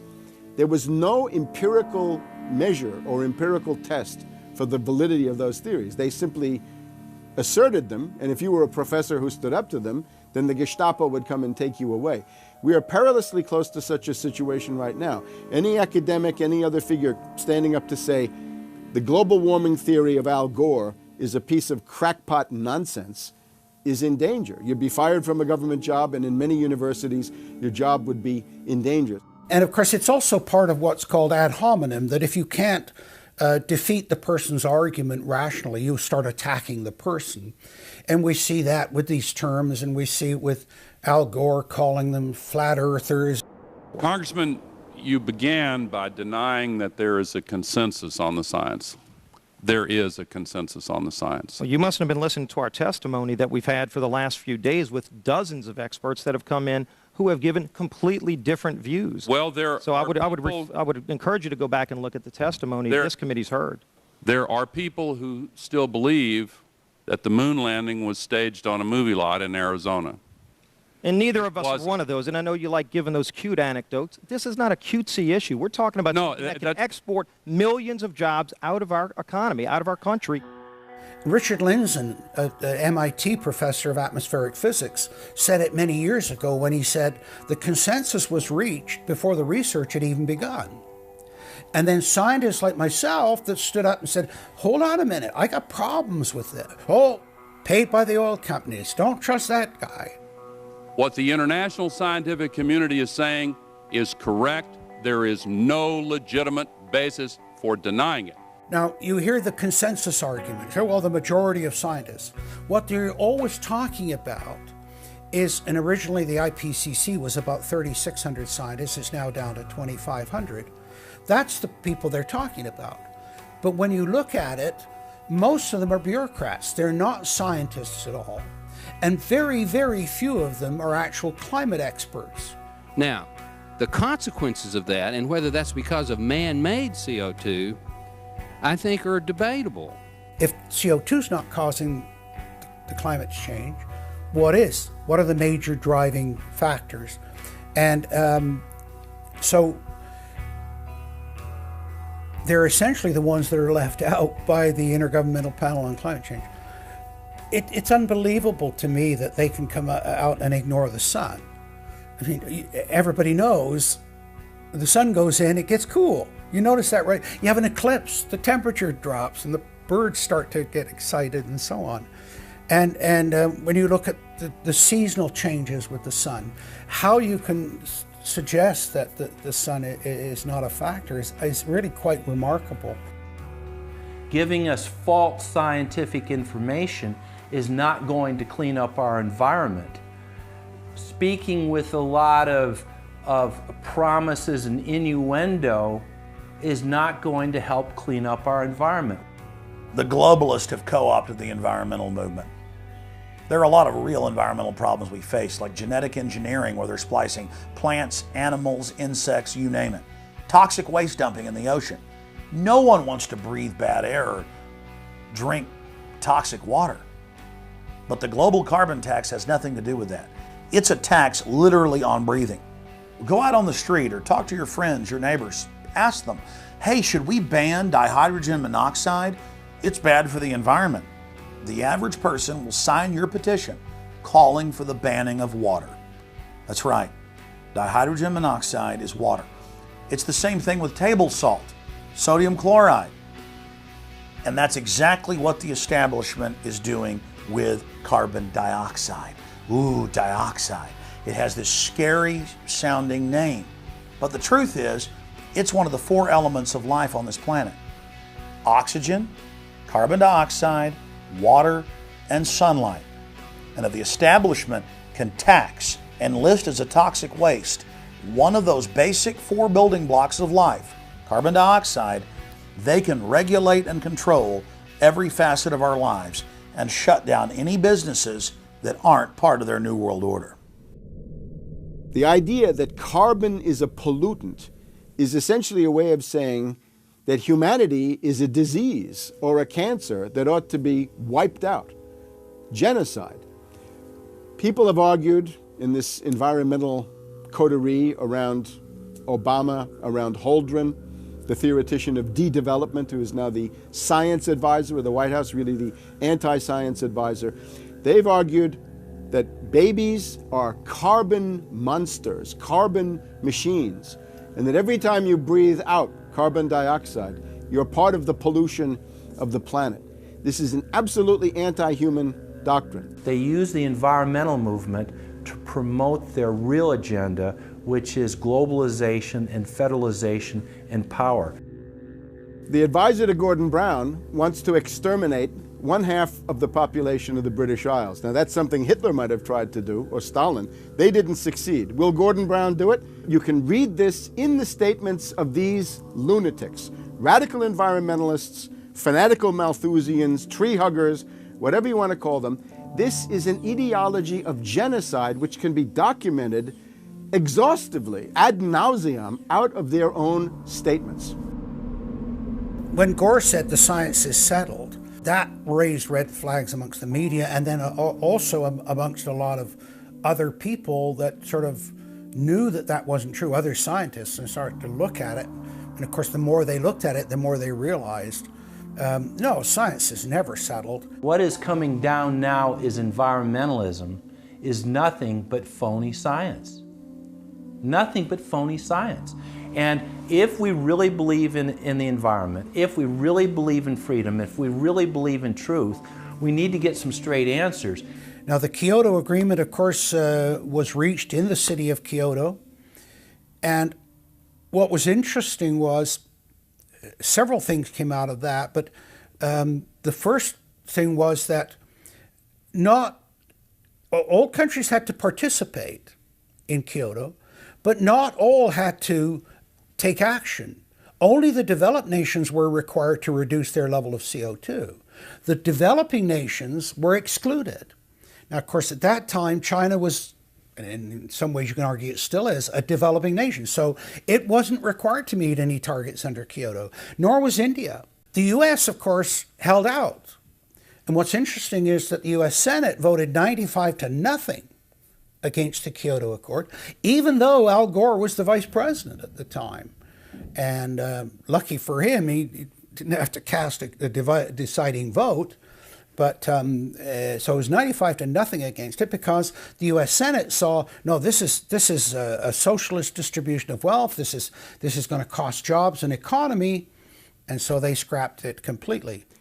We're now told that you have to buy carbon offsets. In other words, if you have sinned by having a carbon footprint and by carbon emissions, you've got to buy a carbon offset, which is usually a scam. Somebody claims to have planted an acre of grass in the third world. It never happened. They take your money and laugh all the way to the bank. But they're telling you that in order to cleanse your guilt, you've got to buy a carbon offset.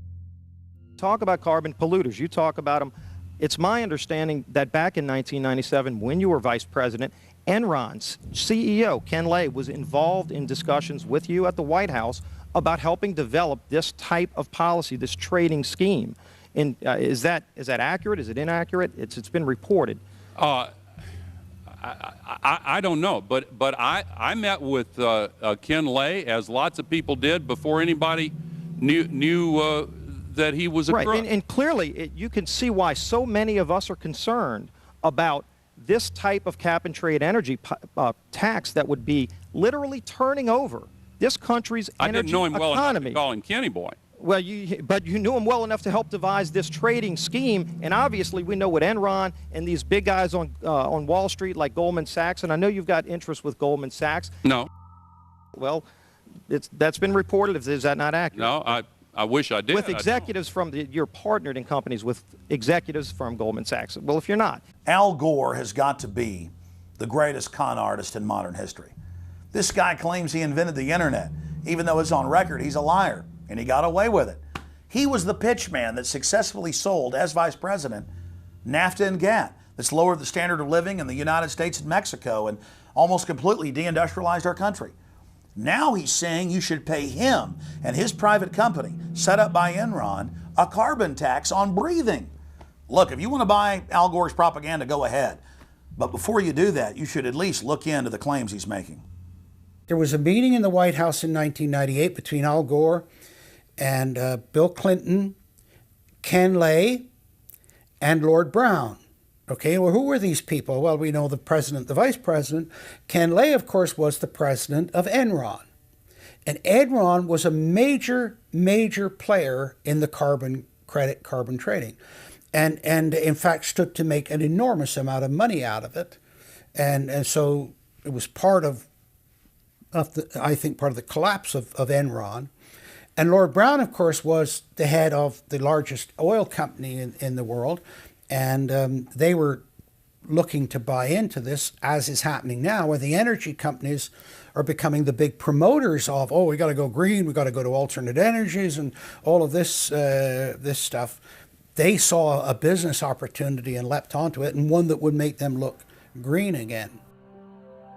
When it came time for the 1,200-plus page greenhouse gas emission and carbon legislation to be voted on, the Speaker of the House, Nancy Pelosi, would not let the Republicans, or even members of her own party, see the bill until minutes before the vote. Republican Minority Leader John Boehner engaged in a rare House filibuster and read shocking section after shocking section from the legislation. Now, I really hate to do this, but when you file a 300-page amendment at 3:09 a.m., the American people have a right to know what's in this bill and have a right to know what we're voting on.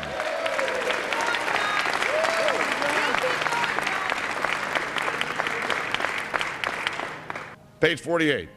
Each building code enforcement department receiving a grant under subsection A shall impanel a code administration and enforcement team consisting of at least one full-time building code enforcement officer, a city planner, and a health planner or similar officer.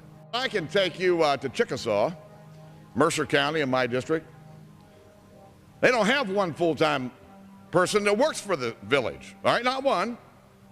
Look at the mandate on every city, village in America right here in this bill.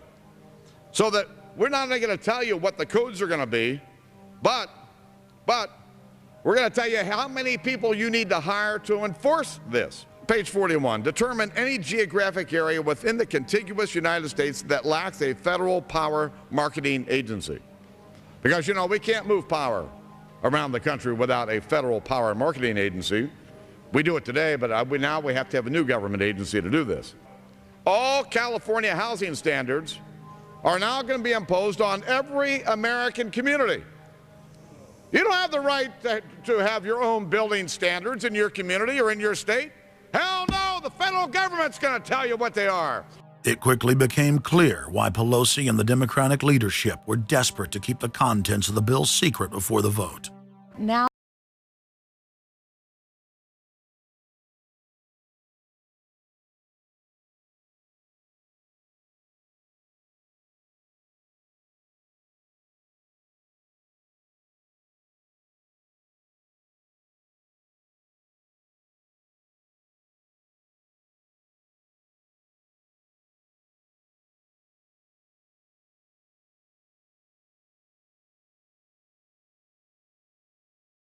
And I know that we'll be facing the single moms that heard from last summer.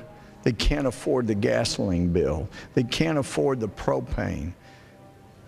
You didn't do a great thing. You hurt some really decent families struggling, trying to make it, and this is going to be their death knell. It breaks my heart. I yield back. It is, of course, a carbon tax on economic activity, farming, manufacturing, real production here inside the United States. It would tend to shut down even those miserable remains of an industrial economy that we still have after the collapse of the Detroit automakers and their related subcontractors and so forth. Every home and business in the United States would be federally regulated and controlled. Mandatory home inspections will be carried out by federal inspectors, and it's all at the expense of the homeowner. In New York, they're called the environmental police. On this day, a surprise visit to a market in Brooklyn's Chinatown. And every day you're not in compliance, you face huge fines. Go to page 235. The Secretary may set and collect reasonable inspection fees to cover the cost of inspections required. So number one, they can come in, the federal government can come in and inspect your house and send you the bill.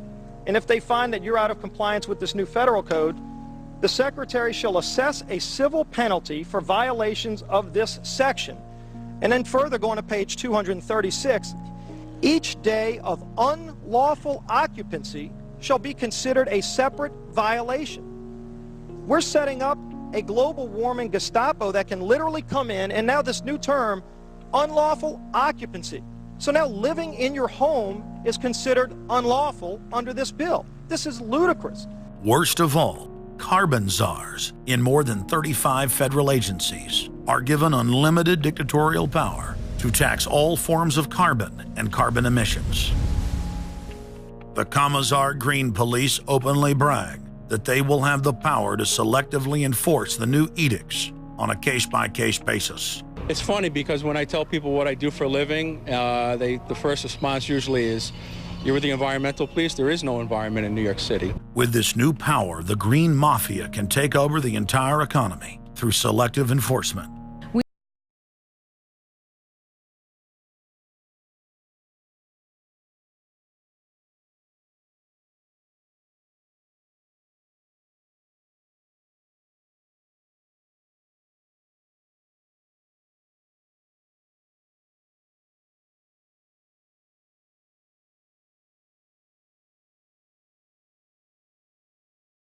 The same central banks that have stolen more than $50 trillion from national treasuries across the planet are now creating a new derivatives fraud through the cap-and-trade carbon tax system that dwarfs their previous Ponzi schemes. We've just watched a financial meltdown in this country, the likes of which hasn't been seen in some time. Now, if people like credit default swaps, they're really going to like the carbon swaps that are going to occur and the carbon future swaps. We spent a full day in this committee last summer talking about the manipulation of the energy futures market in oil. We're going to create, I fear, another such system that people who have an inclination to react dishonestly to systems are going to actually have a new opportunity. Is that not a problem? A select group of central banks are lobbying for the same legislation to be passed worldwide. Once the so-called green economy laws are in place, only global megacorporations and their subsidiaries will be allowed to do business. Van Jones, Barack Obama's first green job czar, has stated repeatedly on the record that the new green economy is only a cover for a complete revolution against capitalism and the total redistribution of wealth. But what Van Jones doesn't tell his sad followers is that the elite are bragging that the modern green movement was designed from its creation to destroy the middle class and transfer all wealth into the hands of a super elite. They're not doing this to uplift the poor. No, the goal is to enslave the planet and usher in a new dark age. Every nation on Earth is in the process of, or has already passed, its own set of carbon tax laws and regulations. If their plan is successful, every nation on Earth will not only pay tribute to the powerful world government, but every facet of human life will be regulated by the technocratic global planners. Under the carbon tax scheme, China, India, Mexico, and over 150 other nations are exempt from the global tax system. You see, the bankers already own and control the third world. Their final target is the middle class of the West. Once they've dismantled the economies of the United States, Europe, and Japan, they believe no one can stand in their way. In short, the New World Order is a global corporate takeover. In their global corporate state, there is no room for individuality, sovereignty, or independence. As their program begins to face more and more opposition, lawmakers and supporters of the man-made global warming hypothesis want laws to be passed, making it illegal to question their theories. Recently, the head of Greenpeace was forced to admit that the Arctic and Antarctic ice caps grow in the winter and shrink in the summer, and that this is all part of a natural process driven by the tilt of the Earth and the Sun. The cosmic radiation coming from space, the amount reaching the Earth is affected by the strength of the sun's magnetic field. So the magnetic field of the sun is almost like a gateway controlling the cosmic radiation reaching the Earth. The magnetic strength of the sun is also related to the number of sunspots. So they are directly related to changes within the inner structure of the sun. The amount of cosmic radiation reaching the lower atmosphere creates more cloud, right? And cloud forms, you need to have what are called condensation nuclei. That is, little particles around which water can change from water vapor or gas into water droplets, minute particles that are visible in the form of clouds. We've known for a long time that there was more cloud than the amount of particles in the atmosphere, because we assumed it was clay particles and salt particles that were creating this condensation process. But there was this gap. We now realize, of course, it's the cosmic radiation that's doing it. So what the cosmic radiation is doing, controlled by the magnetic field of the sun, is it's like putting up a screen in the greenhouse and blocking out the sunlight. And of course, that then affects the temperature of the Earth. That's why there's a relationship between the sunspots and the temperature on the Earth. So we now know the mechanism, but they completely ignore that. More than 31,000 scientists from across the United States, including more than 9,000 PhDs from the fields of climatology, atmospheric science, earth science and hydrology, signed a petition rejecting man-made global warming as a scientific fraud. This shattered the hoax of the so-called consensus that the mainstream media had been pushing for years, that every scientist on Earth believed that man-made global warming was a fact. If the people are able to block their carbon tax takeover, the elite's agenda to establish a planetary world government will collapse. To force their unpopular agenda upon the planet, the controllers are racing to complete the construction of their police state control grid. Borrowing from tactics used in the past by communist, fascist, and other totalitarian regimes, every form of classical textbook tyranny is now being implemented in the West. In the United States, the central government is federalizing local police. State and local officers are in a great position to collect important information on terrorists and their allies, and the Terrorist Screening Center stands ready to help you. This video, produced by Homeland Security, is required viewing for all departments in the U.S. And with the teamwork of local, state, and federal law enforcement, we have an excellent opportunity to see the picture and solve the puzzle before these terrorists can strike again. State, county, and city police now take their marching orders directly from DHS and FEMA. The videos and training manuals turn peace officers, once guardians of the Republic, into secret police. See way down there? There's a woman taking photos of the dam. Someone called 911 and reported a suspicious person. As you guessed, she's going to be a Category 3 hit. And since it's very important that we don't let her know that we know, both the dispatcher and the officer need to make sure she doesn't hear the radio traffic. Stand by. If I could ask you to wait right here, please. Sure. Everyday items and activities are listed as proof that you are sympathizing with shadowy boogeymen of terror. Of course, he's going to keep his eyes open for anything interesting or unusual in the car. That would include cameras, binoculars, video equipment, GPS, maybe things like sleeping bags that suggest they're living out of the car. From their inception, Homeland Security and Northcom were set up to dominate the people and the states, not to fight the CIA-created Al-Qaeda. Patriotic members of the military and law enforcement, at great risk to their lives and careers, have sent this filmmaker federally and internationally produced law enforcement manuals, textbooks, documents, and videos. The MIAC report, distributed to Missouri law enforcement, lists gun owners, libertarians, constitutionalists as potential terrorists. The federally written document went on to list Ron Paul, Bob Barr, and American flag bumper stickers as dangerous paraphernalia linked to white supremacists. Even before 9/11, FEMA was quietly indoctrinating local police to have a hatred of the Founding Fathers and everything our constitutional republic stands for. Who was the first terrorist organization in the United States? Who? Founding Fathers. Founding Fathers. You mean Thomas Jefferson? Oh, yes. You mean George Washington? Oh, yes. Paul Revere? Yes. These guys right here, let me ask you something. Did they try to scare people? Oh, yes. They tried to intimidate the British. Did they use acts of violence? Your founding fathers, my founding fathers, were involved in acts of terrorism against British officials because they systematically had British officials assassinated. In the old Soviet Union, Nazi Germany, and Maoist China, the police's main job was not fighting crime. In totalitarian forms of government, the police are political enforcers, or commissars as they were known in Russia. It's their job to spy on the public and to intimidate the exercise of free speech.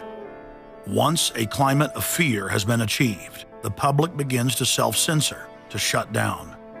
Once the people have been intimidated to withdraw from the field of intellectual battle, the tyrants have a free hand to expand their oppression and looting of the helpless serfs. The average man and woman is in a trance. They get home from work, they don't even talk to their children. They turn the television on, and they let those corporate messages set the agenda in their lives. If we want a revolution against these social engineers and the scientific dictatorship, we have to start getting back to basics, having barbecues, knowing our neighbors, loving our husbands and wives, spending time with our children, and getting back to real human culture. This false corporate culture has been superimposed over our daily lives. The public is literally under a trance. We have to somehow reach out to them and break them out of this trance. And as the globalists destroy our standard of living and bring in their police state, a lot of people are beginning to wake up and realize that what they've been told all their lives was a lie. But it's essential that we, the people, are there to reach out to our fellow Americans and our fellow human beings and show them the truth. But the scientific dictatorship needs more than just a secret police network to carry out their plan.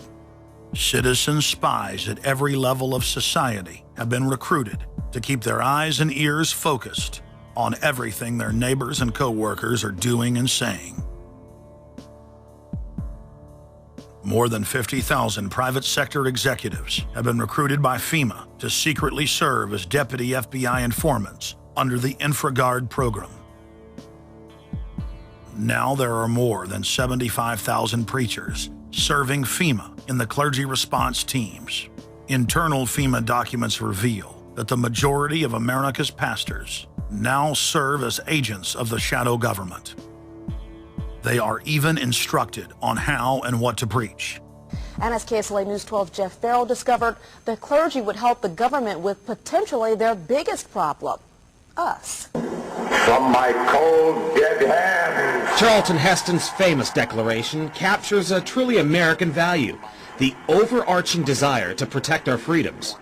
But gun confiscation is exactly what happened during the state of emergency following Hurricane Katrina in New Orleans. U.S. troops also arrived, something far easier to do even now thanks to last year's elimination of the 1878 Posse Comitatus Act. That forbid U.S. troops from policing on American soil. If martial law were enacted here at home, public fears and quelling dissent would be critical. And that's exactly what the Clergy Response Team, as it's called, helped accomplish in New Orleans. Jeff, the primary thing that we say to anybody is let's cooperate and get this thing over with, and then we'll settle the differences once the crisis is over. Such clergy response teams would walk a tightrope between the needs of the government versus the wishes of the public. In a lot of cases, these clergy would already be known in the neighborhoods in which they're helping to defuse that situation. For the clergy, one of the biggest tools that they will have in helping calm the public down or obey the law is the Bible itself, specifically Romans 13. Because the government is established by the Lord, you know, and that's what we believe in the Christian faith. That's what's stated in the Scripture. They prepare their flocks like sheep to the slaughter for gun confiscation, forced inoculation, and they tell them that it is a blessing to have their families broken up and put into FEMA camps. Irland, Frankreich, Portugal, Spanien, die Schweiz, Liechtenstein, Luxembourg, Polen, Ungarn, Romania. Adolf Hitler bragged that his most powerful domestic tool, used by the Nazis to control the people, was the servile clergy. And his favorite Bible verse was Romans 13, render unto Caesar. Either you are with us or you are with the terrorists. The scam was launched as a simple bait and switch. The government recruited the public by telling them that they were needed in the fight against Al-Qaeda. But from day one, over 90% of their training and operations focus on demonizing, surveilling, and harassing anyone who stands against their takeover. The Department of Homeland Security calling on firefighters to take on a new role in the war on terror. The idea to be the eyes for the U.S. government when they're inside a home. Now, unlike police officers, firefighters don't need a warrant to go into private houses. And critics say that's where things get sticky. Cable company repairmen, truck drivers, maid services, and hundreds of other professions that go inside homes and businesses without warrants are now on the government's payroll as citizen snitch spies. But Big Brother doesn't stop there. Children are being indoctrinated inside the public schools nationwide to spy on their parents. You can give information without having to give your name. You guys can get paid for good tips up to $200. The New York Times praised public school programs in the United States and England that are training children to report their parents for eco-crimes, like taking a hot bath or letting the water run while you brush your teeth. All of that violates their carbon footprint credit allotment.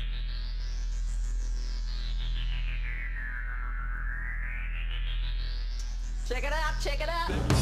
And that's where we come in. We're the carbon cops and we're on the lookout for energy wasters. Our job is to get all Australian households to cut their carbon emissions. So Carbon Cops is a program that looked at energy use in a domestic sense. We went into people's houses and got them to reduce their energy use by 50%. Sadly, the Boy Scouts of America have now contracted with the Department of Homeland Security and are now training more than 20,000 Boy Scouts in anti-terror urban warfare mount training. The federal grants are very specific.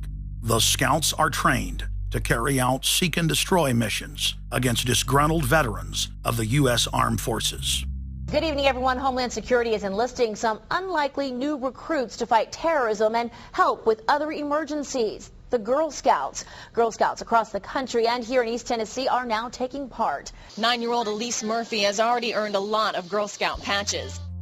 And now, every member of the 3.4 million Girl Scouts of America is now being trained by the Federal Emergency Management Agency to aid and support Homeland Security in disaster and anti-terror operations.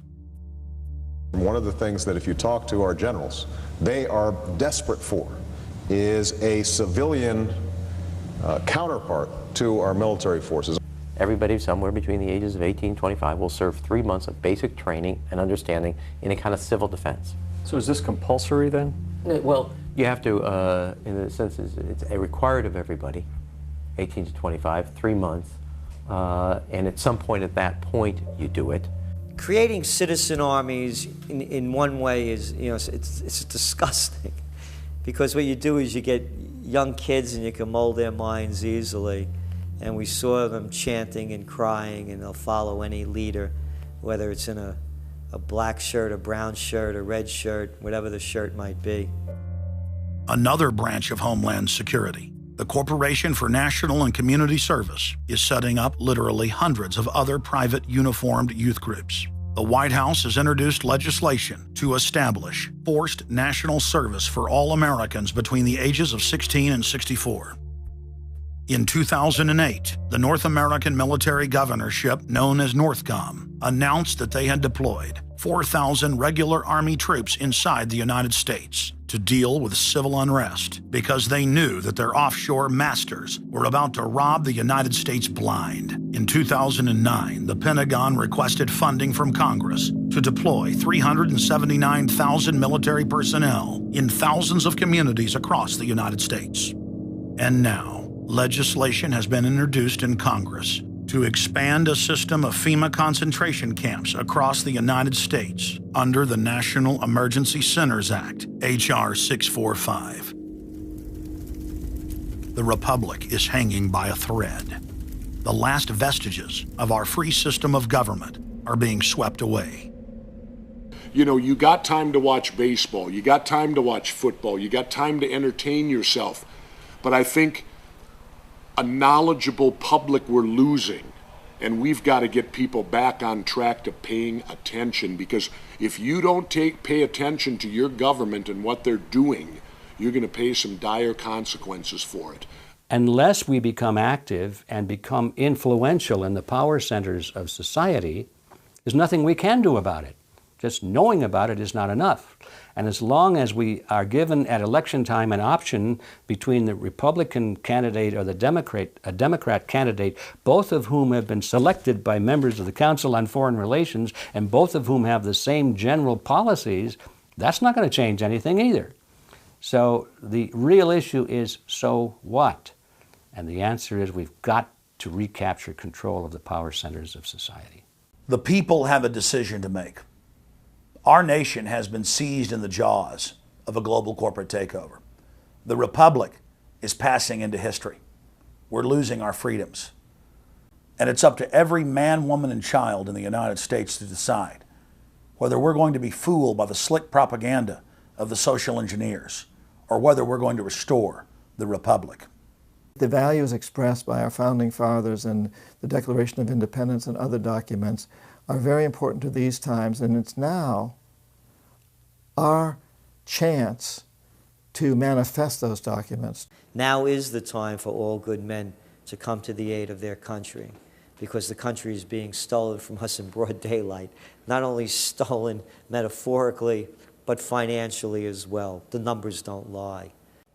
The American people, having been educated as to the truth, then have to rise up and demand and get a government that starts serving them. We need a change, and it isn't going to come from Democrats and Republicans.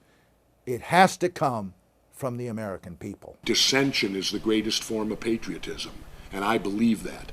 Because if you don't hold your elected officials' feet to the fire and pay attention, you are going to get bad government. So it's imperative for all of us. It's our job as citizens of this great country to pay attention. This is our last chance to not relive history.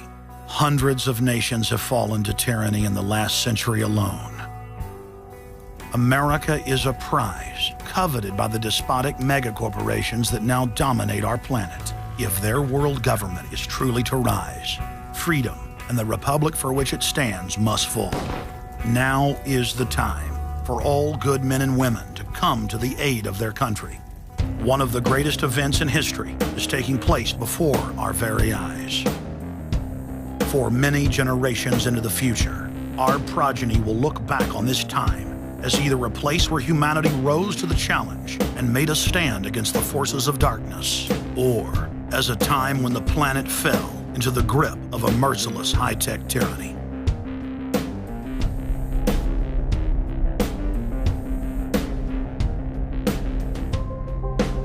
In Part 2 of Fall of the Republic, you will learn the elite's master plan for humanity. But more importantly, you will learn how to stop that plan, reverse the criminal tide, and reignite the flame of liberty on the long march to man's ultimate destiny.